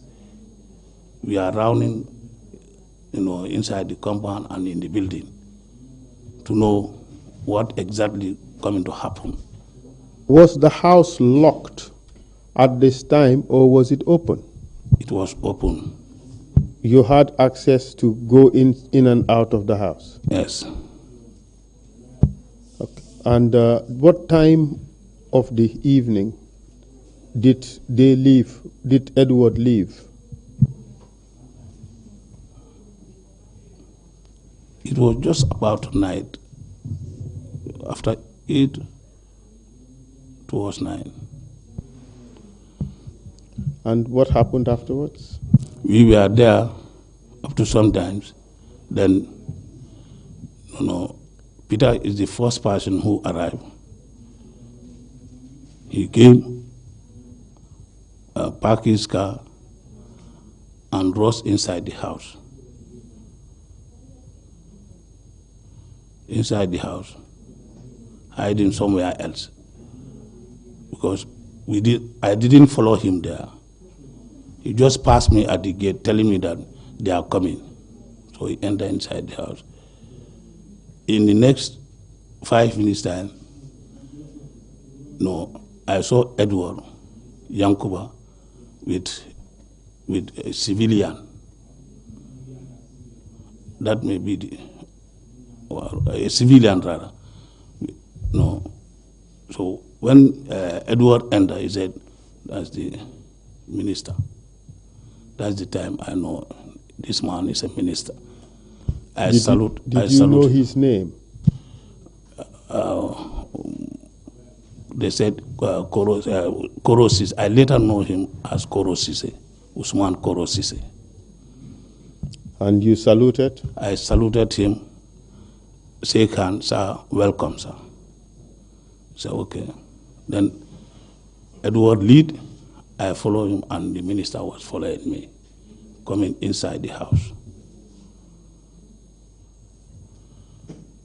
As we are entering, I just hear the noise, whip, whip, two struck, and the man fell down. As surprise attack at the back, I also take a step forward. That's the Edu turned to me. That is the guy. There was like what they used to pound pepper in the local language, kuda, kanturang. That's what Edu take and hit. Pestle in English. Yes. Kur in Wolof. That's it? Hit him for the third stroke. Everywhere was blood. And near him, there was a firewood stick where he picked and gave it to me, for me also to hit. I also hit. Then Yankuba took the stick from Peter, and he also hit. And he called the rest of the people. We all hit. The man died. Why would he call each one of you to come and hit? Because, to my understanding, he just want to implicate us. Because after the tree struck this man, the place was full of blood. This man is already dead. He's already dead. Why giving us again and order us to whip him again when he's already dead? He just thought. Your view is he was already My view dead. is this. But the question is, you're suggesting that he wanted to implicate all you. Are you suggesting he wanted all of you present to be involved in the killing? Want to involve us. And what happened when this man was hit by all of you? And everywhere was full of blood. There. You said all of you hit. I just want to get it very clear. And I'll ask you the question. You said in the beginning, Peter Singate first struck him. Is that right? Yes, 2. 2 strikes. Did Edward Singate hit the victim? He did. Did Yankuba Ture hit the victim? He did. Did you hit the victim? I did. Pa Aliu Yes. Gomez, did he hit the victim? Yes. Tumbul Tamba, did Yes. he hit the victim? Yes.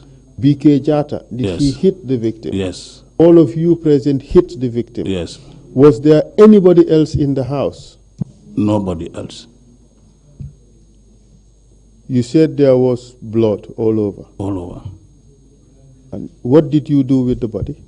From there, we carried we the 4, myself and other men, 4 people. We carried the dead outside, put him on his private car, the car which brought him, the car he came with. And there we come back to clean the place. The council members with Peter left. So you said the council members that is Peter, that is Edward, Yankuba, and Peter. they left. They left. Do you know where they went? No, sir. So the 4 of you, what did you do after they left? We cleaned the place as it was before. What did you have to clean? The blood which was which was there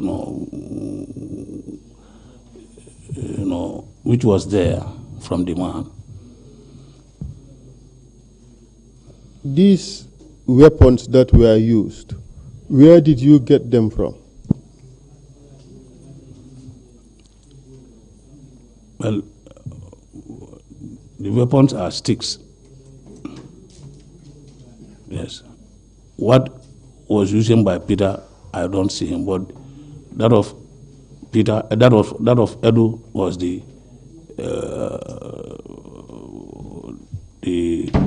this thing what our wife used to use to palm the pepper whilst cooking. Do you know where these things came from? No, sir. Where exactly in the house did this event occur? Or in the premises, for that matter? No, to me, it's like I'm receiving him going to meet where they are going to have gathering. It's like I suspect of having gathering, but not like this. So while going, it's like a corridor. It's inside the house, sir. Were you surprised that all these tools were there when this man was hit?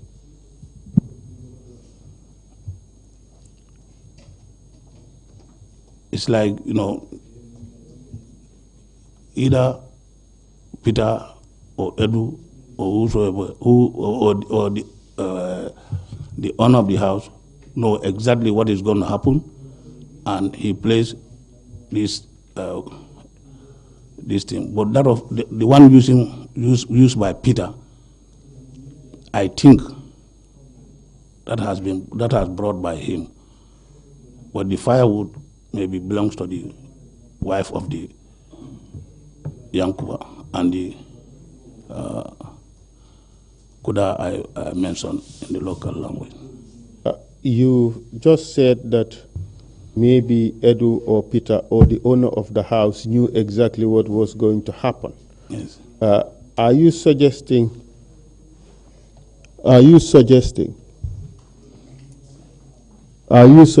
that the stage was set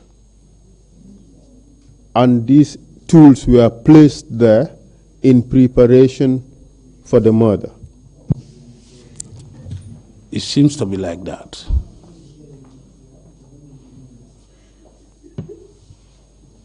It was prearranged.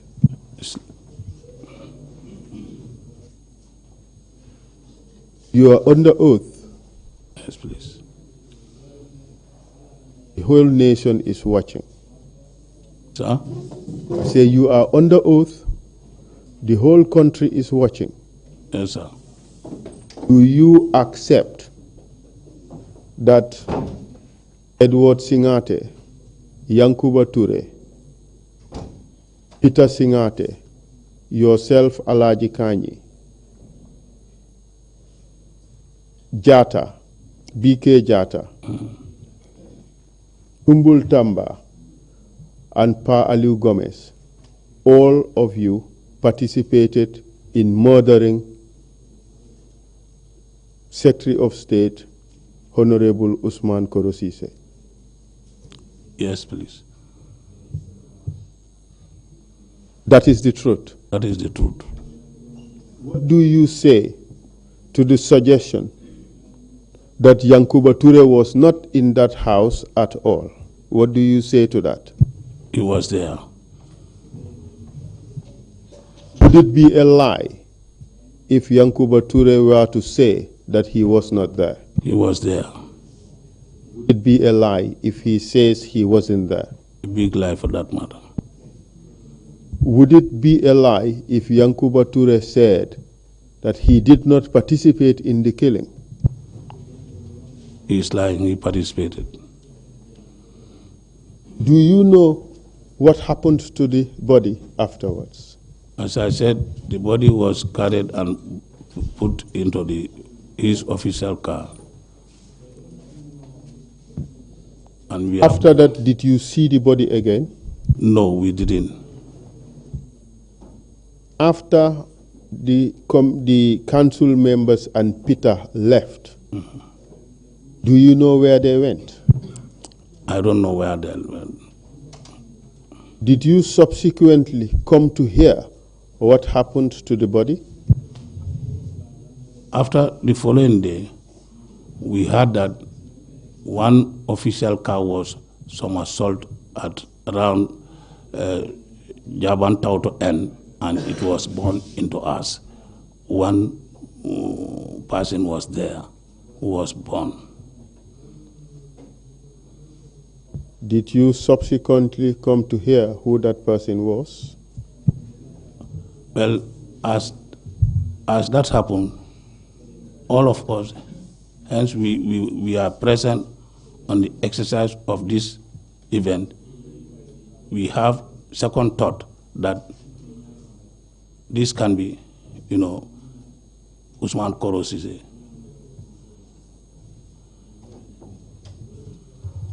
Did you subsequently get that confirmation?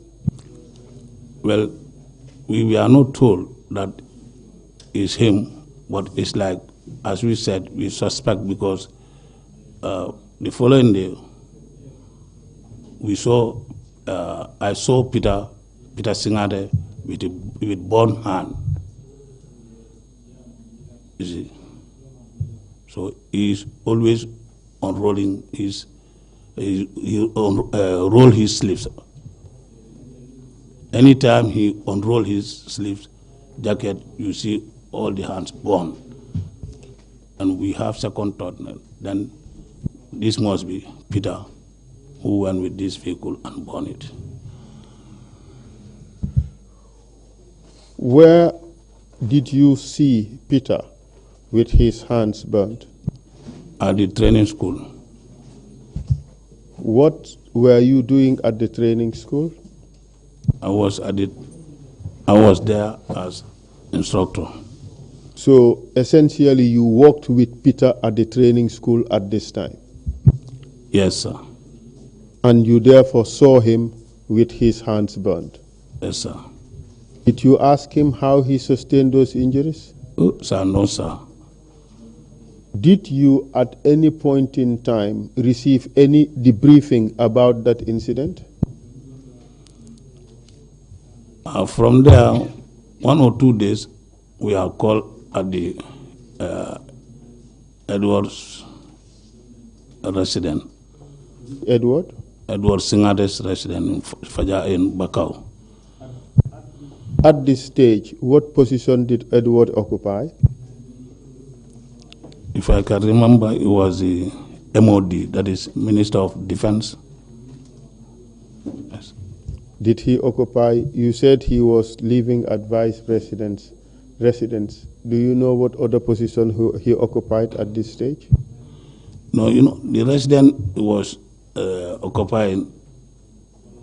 I used to know that resident before. That is, I think, if I'm right, during Jawara's time, it was, these are the 2 residents, Fajara and that place as VP's resident. In which location? Sir? Location? At Cape Point. So you went to Edward's house? Yes, sir. Okay. Who went with you? Or who were you there with? I was there with the said people, that is, I think I don't see, Tumbul Tamba. I was there with BK and Paliu. Yes. Peter Singate, was he there? Peter Singate was there. Yankuba Ture, was he there? No, Yankuba was not in Peter Edward's residence at that time. Tumbul Tamba was there? That's what I'm Tumbul. I don't think it was there for debriefing. After the break in his testimony, Alagie Kanyi continued describing events following the execution of detained officers in a forest near Nyambai on 11 November 1994. He confirmed that 6 captured officers were killed in the forest: Lieutenant Jibril Say, Lieutenant Lamin Darbo, Lieutenant Buba Jammeh, Lieutenant Alayu Ba, Lieutenant Bakari Mane, and Cadet Officer Amadou Silla. Kanyi testified that another soldier, known as EMCC, was also killed, but not in the forest. He said he was not present at the time of EMCC's killing and only found the body later at Yundum Barracks. He stated that according to information he heard, EMCC was killed by a soldier known as Mbuk, a lance corporal in the military police, but emphasized that this was not based on his own direct knowledge.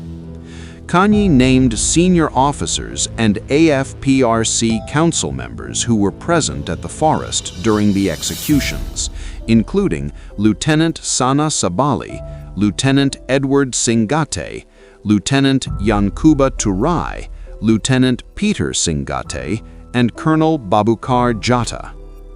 He said that after the executions, the bodies were transported back to Yundum Barracks, where junior soldiers and orderlies, including himself, participated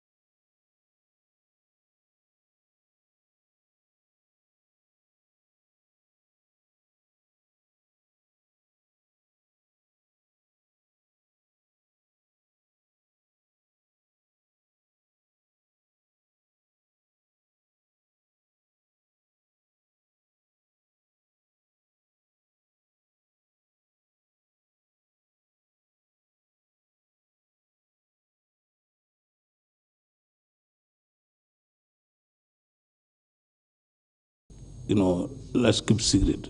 I know you people can keep secret. So that is it.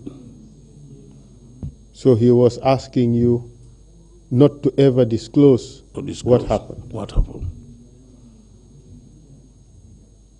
Did you tell anybody else after that what happened? Since then, I've never discussed this issue with anybody.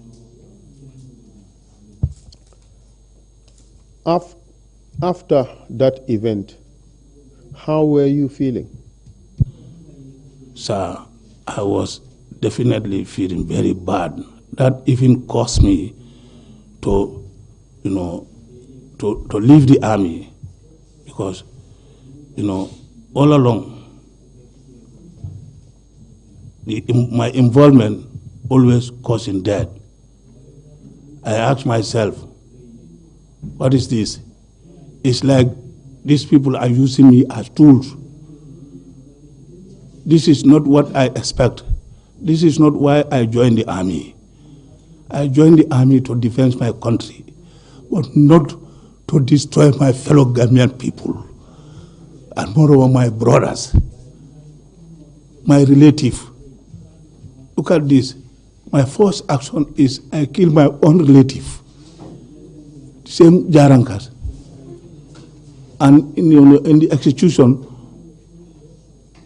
one was involved whom I shared the same basin with him. That is Lieutenant Dabo, Suso. I told you in initial, Suso. Look at it now. Somebody whom I don't know. He did nothing to me. Why putting me? Why condition me? Why forcing me to I was walking like off-head, a dead man walking. I can call myself. I was even in a haze. Let my time reach. In December 97, I will leave. No matter what, even I am going to beg outside, but I will leave this. I will leave this job. I cannot sleep. I was confused. Sometimes he himself will call me, Edward, giving me alcohol to say, take this and your temper will cool. I have to look to myself. I have offended Almighty Allah. And at the same time, I'm even adding, by using alcohol, a Muslim like me. Where I am, I lose I have nothing in this world and rather than next world. I am in nowhere. I said to myself, when my time reach, I will leave. I was even looking all possible means for me to be dismissed, but it was not possible. It was not possible. I'm making all effort for me to be dismissed. No problem, let me lose all my service. Can you give us an example of what you did to secure your dismissal? Sometimes I cannot even sleep. I cannot enjoy nothing absolutely if I don't drink alcohol and get intoxicated, where I can somehow forget just a bit. See, I was confused. My people don't like me to drink alcohol. When I drink alcohol, none of my family members will be beside me. Look at that. One fine day, I was even in the campus. I was on duty. I said today, I don't know what is going to happen, but I'll make sure I am dismissed. I rose to officers' mess, pack all their breakfast materials, keep them in my bag and get them to the one house. Early morning, they came for breakfast. There was no material. They said, where are these materials? Then the former CDS was the duty officer, Lieutenant Baji. I can remember somebody was there. He said, it's Kanyi who went to the anteroom. I saw Kanyi entering into that room. Yes. And I was called at the RSM's office. I confess, yes, it's me. I was charged for stealing. still I was brought before CO. Then, if I can remember, Vincent was the CO, Vincent Jada. Yes. I was fed up. I want them to dismiss me. But Vincent cannot dismiss me. He reduced me to the rank of sergeant. I plead guilty of the offense, and he demoted me to the rank of sergeant. Did you tell them you wanted to leave the army? I told him outright. So I want to leave. He said, this is not the way how you should live. Why? I said, sir, I'm fed up. Yes. You know, our soldiers, when they know that you want to leave, instead for them to help you, no. But they will keep on, if you are rank holding somebody, they will reduce you, keep on reducing you. If you are not rank holding somebody, they will keep on detaining you. Because we have that access of detaining somebody in our own cell. We have before taking you to Mile 2 or military police. You see? You eventually leave the army? Yes, in December 1997. I leave. On the 15th January 98, I surrender all their materials and go home. I said, I am not leaving this country. I have offended Gambian people. I am not leaving this country. I will serve as a slave to my country. And I'll pray to God to change for good so that, at any given time, one way or the other, it's like God has answered my prayers. I am praying for this gathering always to happen so as to complain, yes, and tell Gambian people what have I did. Yes, because at some times, when I had my name in these audios, my family don't even, everybody was, it's like I'm alone. So it's like I'm alone in the country. It's like I'm alone who do all this offense. Kanyi, and cancel everybody, Gambian people. These are the 3 events I participated. It's like I am the chairman. Yes, but sometimes I sit back and say, that has come because definitely Gambian people, they are seeing me. I was a training instructor. I was a very confirmed instructor related to my job, drill. Not only in the army. What I'm saying, everybody is seeing me. I train all formation, immigration, police, fire service, custom. I train all of it, and they all admire me. That even caused my name to be, I think that even caused my name to be scattered like this. But sometimes, some people may think that it's because of my wrongdoing, which is caused by these undesirable elements, whom I am far older than them. I even senior them in the army. Look at these people. Because what? I'm a junior rank. They use me as a tool and dump me like this. I never traveled to even Senegal when I left the army up to date. Look at this. My fellow brother, this is my position where I am now.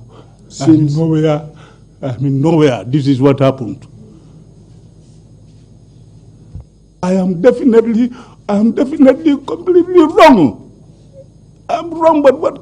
I have no choice. Mr. Kanyi, since the TRRC started,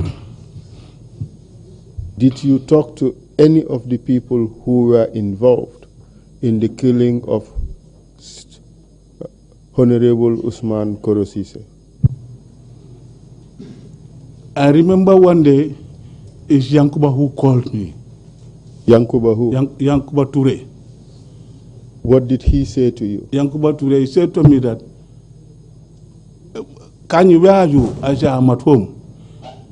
He said, okay, don't worry. Are you called by these people? I said, which people? He said, TRRC. I said, yes. He said, okay, I was also invited by them. But don't worry, forget about them. Yes. So, hope you didn't tell them anything. I said, sir, anything they ask me, I will tell them. He said, forget about them. They can't do nothing to you. We are the head. We are the senior. We are the leader. I switch off my mobile. I switch off. I ring it off. Just another few minutes time, I was called by Fatoumata Jahumba Ceesay. I was wondering how this lady, I never know her. Malon Sura, Malon Tilly, I never know her rather. How did he manage to get my number through Yankuba? But definitely for her, the advice he advised me that, is your mother alive? I say, yes, my mother is alive. He said, always do good for your mother. Let her pray for you. But don't mind about these people. I said, which people? Which people? He said, these TRR people, TRRC people. I learned that they call you. I know you through Edo. I think you are the Odlito. I say, I'm not an Odlito Edo. I am not an Odlito Edo. I mean, I'm an instructor. I work under Peter in training school, but I have never been an Odlito any council members. Did she tell you what to do with regards to the TRRC? He didn't. She said, she just said to me that don't mind them. What did you understand that to mean? Don't mind them. It's like, let me not respond to you people. And that is the last thing I will do. That is the last thing I will do. My first call, when I was called here, when I was called by the Senghor, that I was called by Senghor, first call was Senghor that you are needed here. I stopped all what I'm doing. I respond. When I came, I faced with Alagie Barrow. I start conversation with him. This state man told me that, okay, now, hence you respond, I will give you a chance to go because it's been a while. This is almost 22 years. Go and think about. Feel free. Just go and think. Refresh your mind. All what you know and all what you did and all what you involved. We'll call you back. We'll invite you and come and tell us. When you spoke to Yankuba Toure, did you understand him to mean, from what he said, that you should not talk to the TRRC about what happened in his house? Is that your understanding? Sir? When you spoke to Yankuba Toure, did you understand him to mean that you should not talk to the TRRC? Exactly, that's the one. Let me not worry. Let me not mind you people. That is, let me not talk to you people.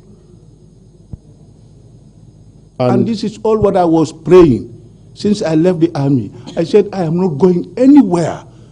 All my fellow people, all my people, all other people travel. But I said, no, I am not traveling. I'll pray to God for God forgiveness and pray for any gathering will happen so as where I will come and confess. And when you spoke to Fatoumata Jahumpa Ceesay, did you also understand her to mean that you should not talk to the TRRC? Council, that's what I said. He really mean that. So, Mr. Kanyi, yes, here sir. you are, you facing the Gambian people. Yes, sir. You said you were involved in 3 activities. Yes, sir. And the first activity was the killing of Fafanyang and Basiru Kamara at Yundum Barracks. Yes, sir. You did that with? Edward Singate. You also participated in the execution of 6 officers at the forest near Nyambai, correct? Yes, yes, sir. And you did that with council members, correct? Yes, sir. Including Sana Sabali, Odlis. Edward Singate, Yankuba Toure, Peter Singate, Sadibu Haidara, Babu Karjata, and the other list of council members, correct? Yes, sir. Including Buba Jammeh, Kanilai, Yes, sir. Fati, JCB Mendy, B. Njai, and Njai Ponka. Yes, sir. Those are the people you named. I can remember, yes, sir. Thereafter, you also participated in the murder of former Secretary of State, Honorable Ousman Koro Ceesay. Yes, sir. You said it occurred at the house of then Secretary of State, or in the house of Yankuba Toure, Yankuba Toure. council member at the time. Yes, sir. And you said that murder was carried out by Peter Singate, Edward Singate, Yankuba Toure, yourself, Alagie Kanyi, Pa Aliou Gomez, BK Jata, and Tumbul Tamba. Yes, sir. Tumbul died. These three events, Yes, sir. is your confession absolutely correct? Yes, sir. Did you participate in any other crime? No, sir. Madam Chair, I would leave it at that, and I'll ask the commissioners to ask questions if they have any, and the witness be given the opportunity to say whatever he wants to say to the Gambian people. Thank you, Madam Chair.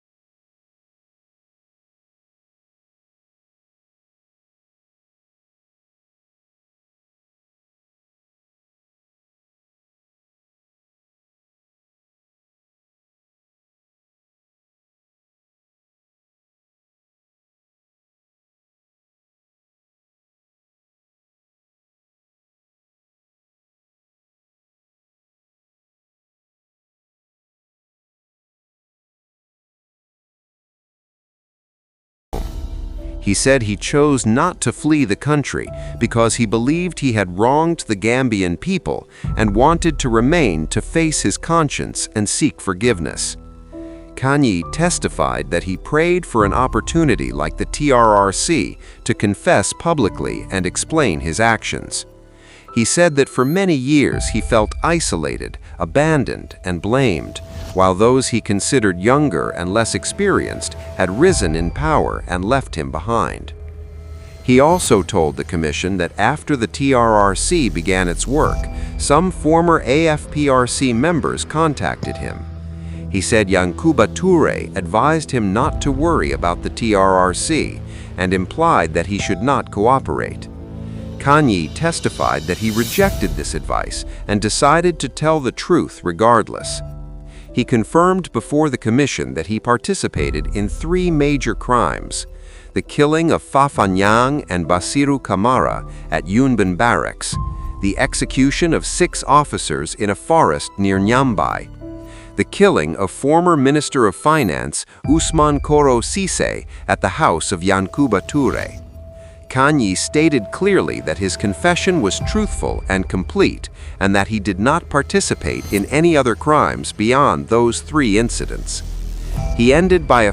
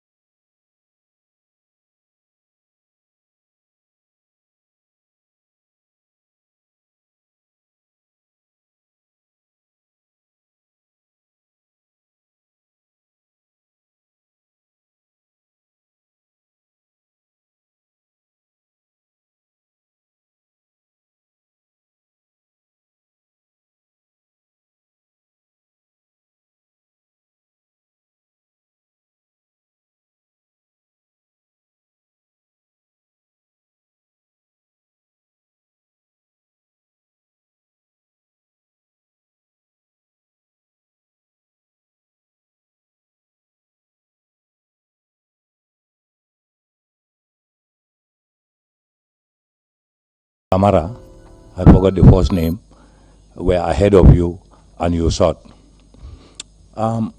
You did not tell us where you acquired the equipped gun.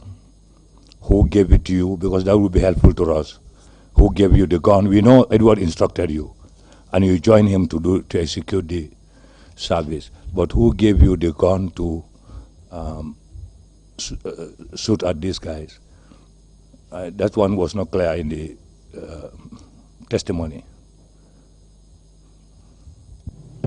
It's like, as I said, when I was halted at the gate, at the back gate, and double up to the guard room, I said, yes.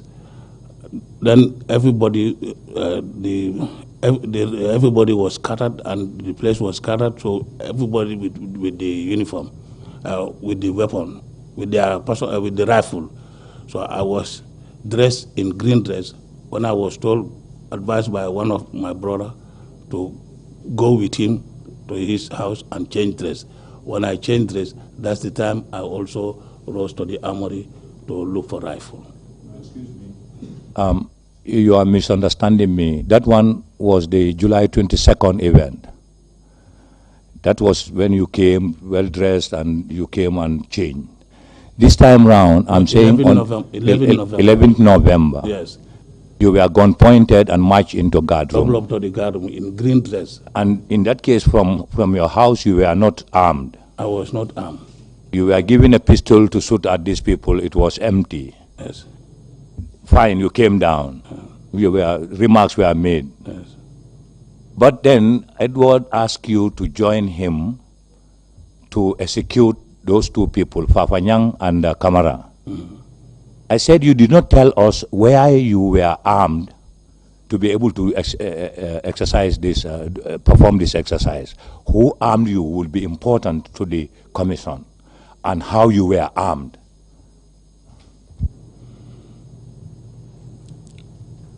Like, I said, when I changed dress, I think you don't understand. When I changed dress in camouflage, I rose to the armory to get my rifle.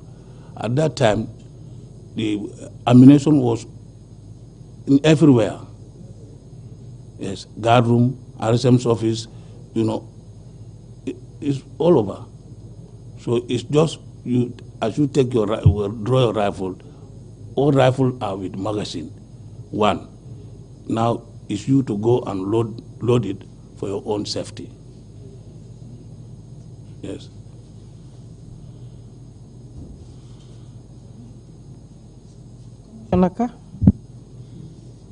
Thank you, Madam Chair. Commissioner Ka, I'd like to know how do you think we can reform the army to prevent such things from happening again?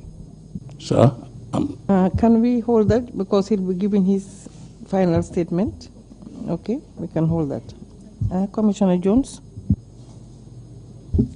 Commissioner Jones, Mr. Kanyi, you did explain to the Commission in your testimony that since the TRRC started, 2 individuals called you, one of which is Yankuba Toure and the second Fatoumata Jahumpa Ceesay. Whilst you already explained your relationship with Yankuba Toure, which is understood, could you please explain to the Commission why Fatoumata Jahumpa Ceesay would call you? Did you ever have cause or need to discuss the 3 events you narrated to the Commission with her? Yes, I don't know how did she get my number. I know it would be like from Yankuba, but I don't know her. I've never met up with her. I have no relationship with her.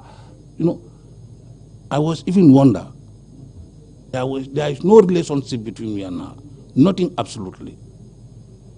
So that's why I switch off my phone, because she cannot, encourage me or telling me something. Only the advice he gave me that, oh, is your mother there? I say, yes. Do good for your mother, let her pray for you. That's it. No. I have no relationship with her, not at all. No single day. Commissioner Jallo. Hello. I'm wondering how it happened that you were singly handpicked to participate in this crime, for which you are very sorry. Can you probably enlighten us on this? Why were you handpicked? Sir, Imam, it's like my life is in the hands of Sana. Failing to obey, it's like my life is in the hands of Sana Sabali and Edward, these 2 people. Failing to obey any instruction from them, being a junior rank at that point in time, it will resort to anything. That is, because Imam, 75% Jarangas are victimized, either one or the other, either been killed or been arrested to be detained. So he was even wondering why I was not captured, or I was not even part of the attack in Bakau or anywhere, I don't know. Why this man is still here? It's like that's how I see myself. So that is why I was so close to, as he posted me, that is the CO's office. It's been a while, I didn't even visit my family because I was scared that anytime I leave the barrack, when he come, he asks for this man, where is Kanyi? He's out. It means something. At that time, Sana was, I cannot even label him.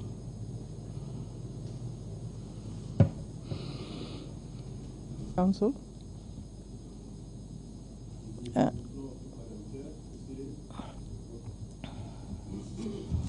Okay, witness? No, I was going to invite him. You have the opportunity now to speak to the Gambian public and to let you know that members of Koro Ceesay are also in the audience. So please, if you would like to apologize to them also. Thank you.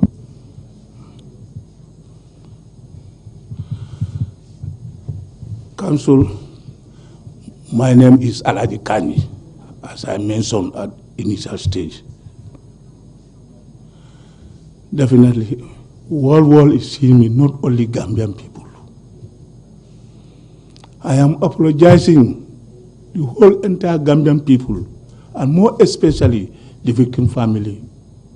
I never know, as I mentioned, soldiers involved in this death. They are very good soldiers. They are very productive soldiers. They are very pious. And to me, they do nothing absolutely. This small boy destroyed all the good soldiers in the country, in Gambia. And related to Mr. Koro Ceesay, I don't know this man. I have done nothing to me. I am totally guilty of anything, any label against me in related to this 11 November issue. I am completely guilty. It even cost me, my health condition was very terrible right now. Yes. definitely. I cannot sleep. The only thing that will even lead me to somehow to have a sleep is when I pray to God. I pray for 2 raka. Sometimes my brain will be rest. It's like I'm a dead man walking. I was all alone praying for Gambia to organize a gathering like such, and which has exactly happened. It's like God has answered to my prayers. I am apologizing entire Gambian people. I am definitely wrong. I am guilty of all the three I have participated. It caused death, and the soul belongs to Almighty Allah. Without this gathering, to me, I am not secured. I am not even safe. Praying to God, that is God forgiveness. Yeah, God can forgive, but how about between you and somebody whom you offended? I am completely guilty. I am completely wrong of the offense committed. Please, Gambian people, I am on my knees. I am on my knees. I totally offend everybody here and abroad. I am completely guilty. Right now, my name is like, I'm even more than the president. My name is all over. The first day I heard my name, some people even discouraged me to leave, to run. I said, no, I will die here, but I will not go anywhere. Because remember, when I go to foreign land, that will not solve my problem. It can even lead me to be disgruntled, whereby in the next world, I'll face more penalty than I stay. I'll say to myself, I will stay, no matter what tough it may be, one day or the other. I'll face the victim family and entire Gambian people. And I am ready, Council, please help me to meet with this victim family, to apologize to them at all costs, to apologize to Gambian people. I am completely wrong of offense committed by me. Considering my rank at that point in time, 22 years minus from my age, what age I'll be. And at that time I was and they just use us, they just use me as a tool. No benefit I have on this. No, nothing absolutely. No in cash, neither in anything. No promotion. Nothing absolutely. If not, some good Gambian people, then I can be a madman, because my living condition will be very terrible. My living condition will be very terrible. Yes, sometimes people tell me, have faith. Yes, it is stated in the Holy Quran, have faith. But you have good sababu and bad sababus. So these people, I categorize them on the bad sababus. I categorize my father as a good sababu who take me to the school to learn in order to join the to go have a better work, to help him. And these people, I'm disturbed by the undesirable element. And where are they now? They leave me here and go. Even to walk in the street by foot, I will be feared sometimes. I'm feared. It will come to my mind that, yes, when I'm killed, no problem. Oh, yes. Look at it, my brother is sitting here. My senior brother, father brother, I cannot even face him. I am totally guilty. Hello, Gambian brothers and sisters, young and old. Sisters, brothers and sisters, young and old, elderly person. Imam, I'm here. Definitely, I am completely guilty. Yes. Even among the Lord, one of my sisters is here. I cannot even face him. Face her, rather. I cannot face her. And asking Jaranka, the two Jara, that is Jara West and Jara East. Because I was born in Jara West, Samkia, and brought up in Jara East, Breng. Bashir is from Barokunda. From Barokunda come to Surukun Breng. I am apologizing all the Jarankas. Who knows me, if you ask them, Kanyi is in the army, they even wonder, how did he manage to join the army? Because I was not, at that time, I was not, it's like it comes to me by luck. I was not physically fit at that time, but I have no choice to join the army. I have no choice. I'm jobless. I'm jobless. So people help me to join the army, but not to go and destroy my own fellow brothers and brothers, my own brothers, my own uncles, because I can take Koro to be my uncle or my father also. I don't know him. Look at him, my own brother, who is from Jarabreng, whom I share the same basin with him, Suso, Lamin Dabo, from Jarabreng. My stepmother is from the same compound. He is seeing me. He is hearing me. And Basiru Kamara, the same Pakalinding and Sankia. Where I am now. Please, Council, help me. Help me. Between me and God, I will pray, continuous prayer and keep him fast for God's forgiveness. But the most important thing, that is the victim family and entire Gambian people. And entire Gambian people. Definitely. LRR is me, Alagie Kanyi. Please forgive me. Forgive me. Everybody is seeing me. Yes. I even want this to come out plain. Let everybody know. Kanyi, they are talking. These are the 3 events I participated. These are the 3 events I participated. Please, my health condition is very bad. I'm under high blood.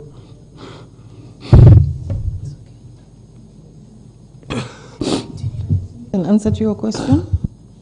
Or you're okay? Not really, okay. Perhaps maybe we can leave that to other witnesses. Okay. Thank you very much, Mr. Chair. Okay. Thank you very much, Mr. Kanyi. Madam Chair, before we release the witness, I just wish to advise the entire population not to take the law in their own hands. Mr. Kanyi has done his duty to the Gambian people. He has come before the commission. He has testified. He has confessed to his own crimes.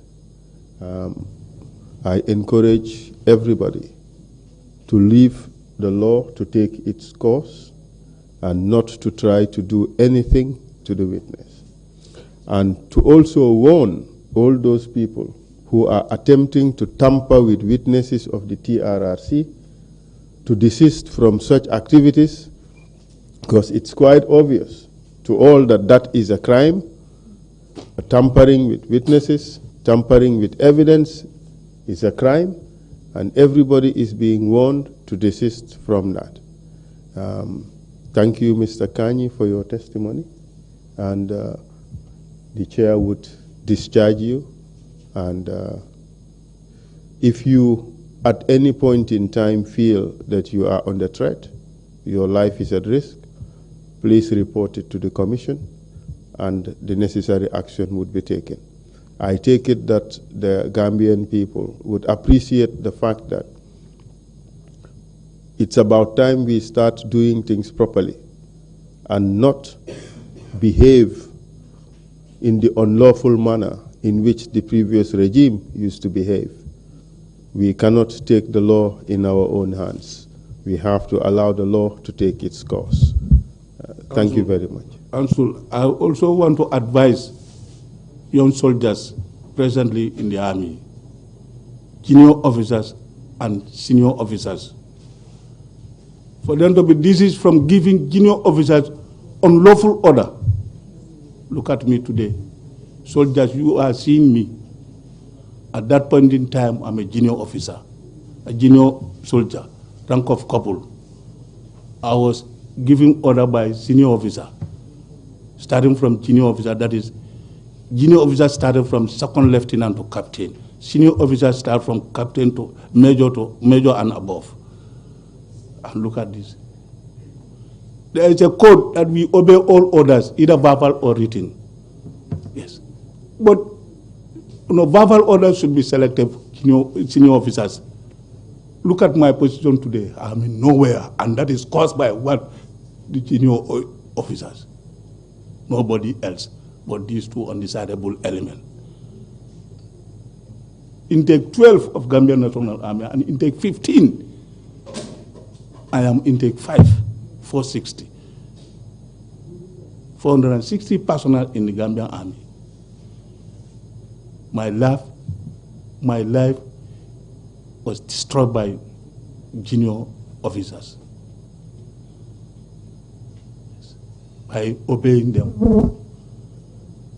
Look at this now. It's like son and father. You obey your father, giving you instruction which is not good. Army is like that. The highest standard of discipline is there. But definitely, government has to look into the army very well and see how best to be reshuffled and talk to junior officers on the issue of verbal instruction. Really. Thank you very much.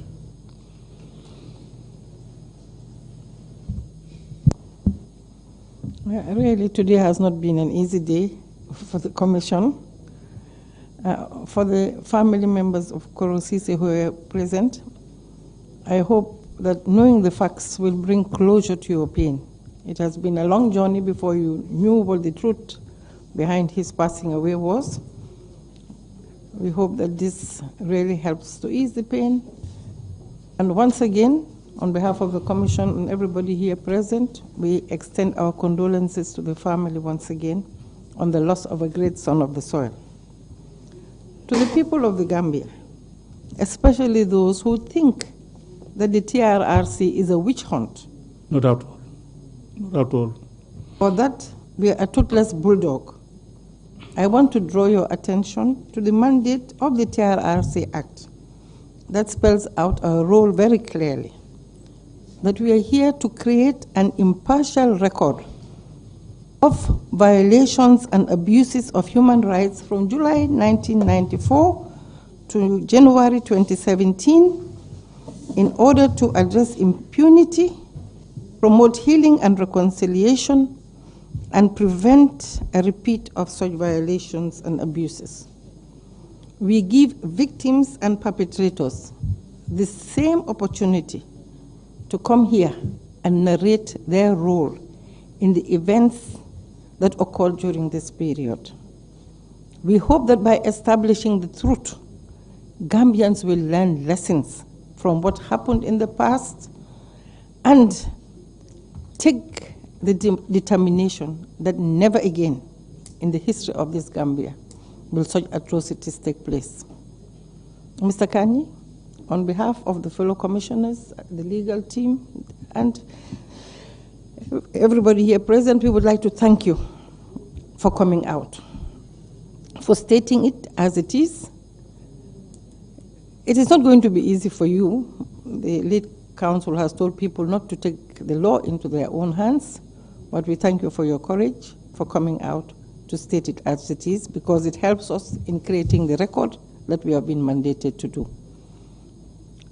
We will continue the journey with you in terms of healing, in terms of reconciliation, in terms of other issues that need to be done.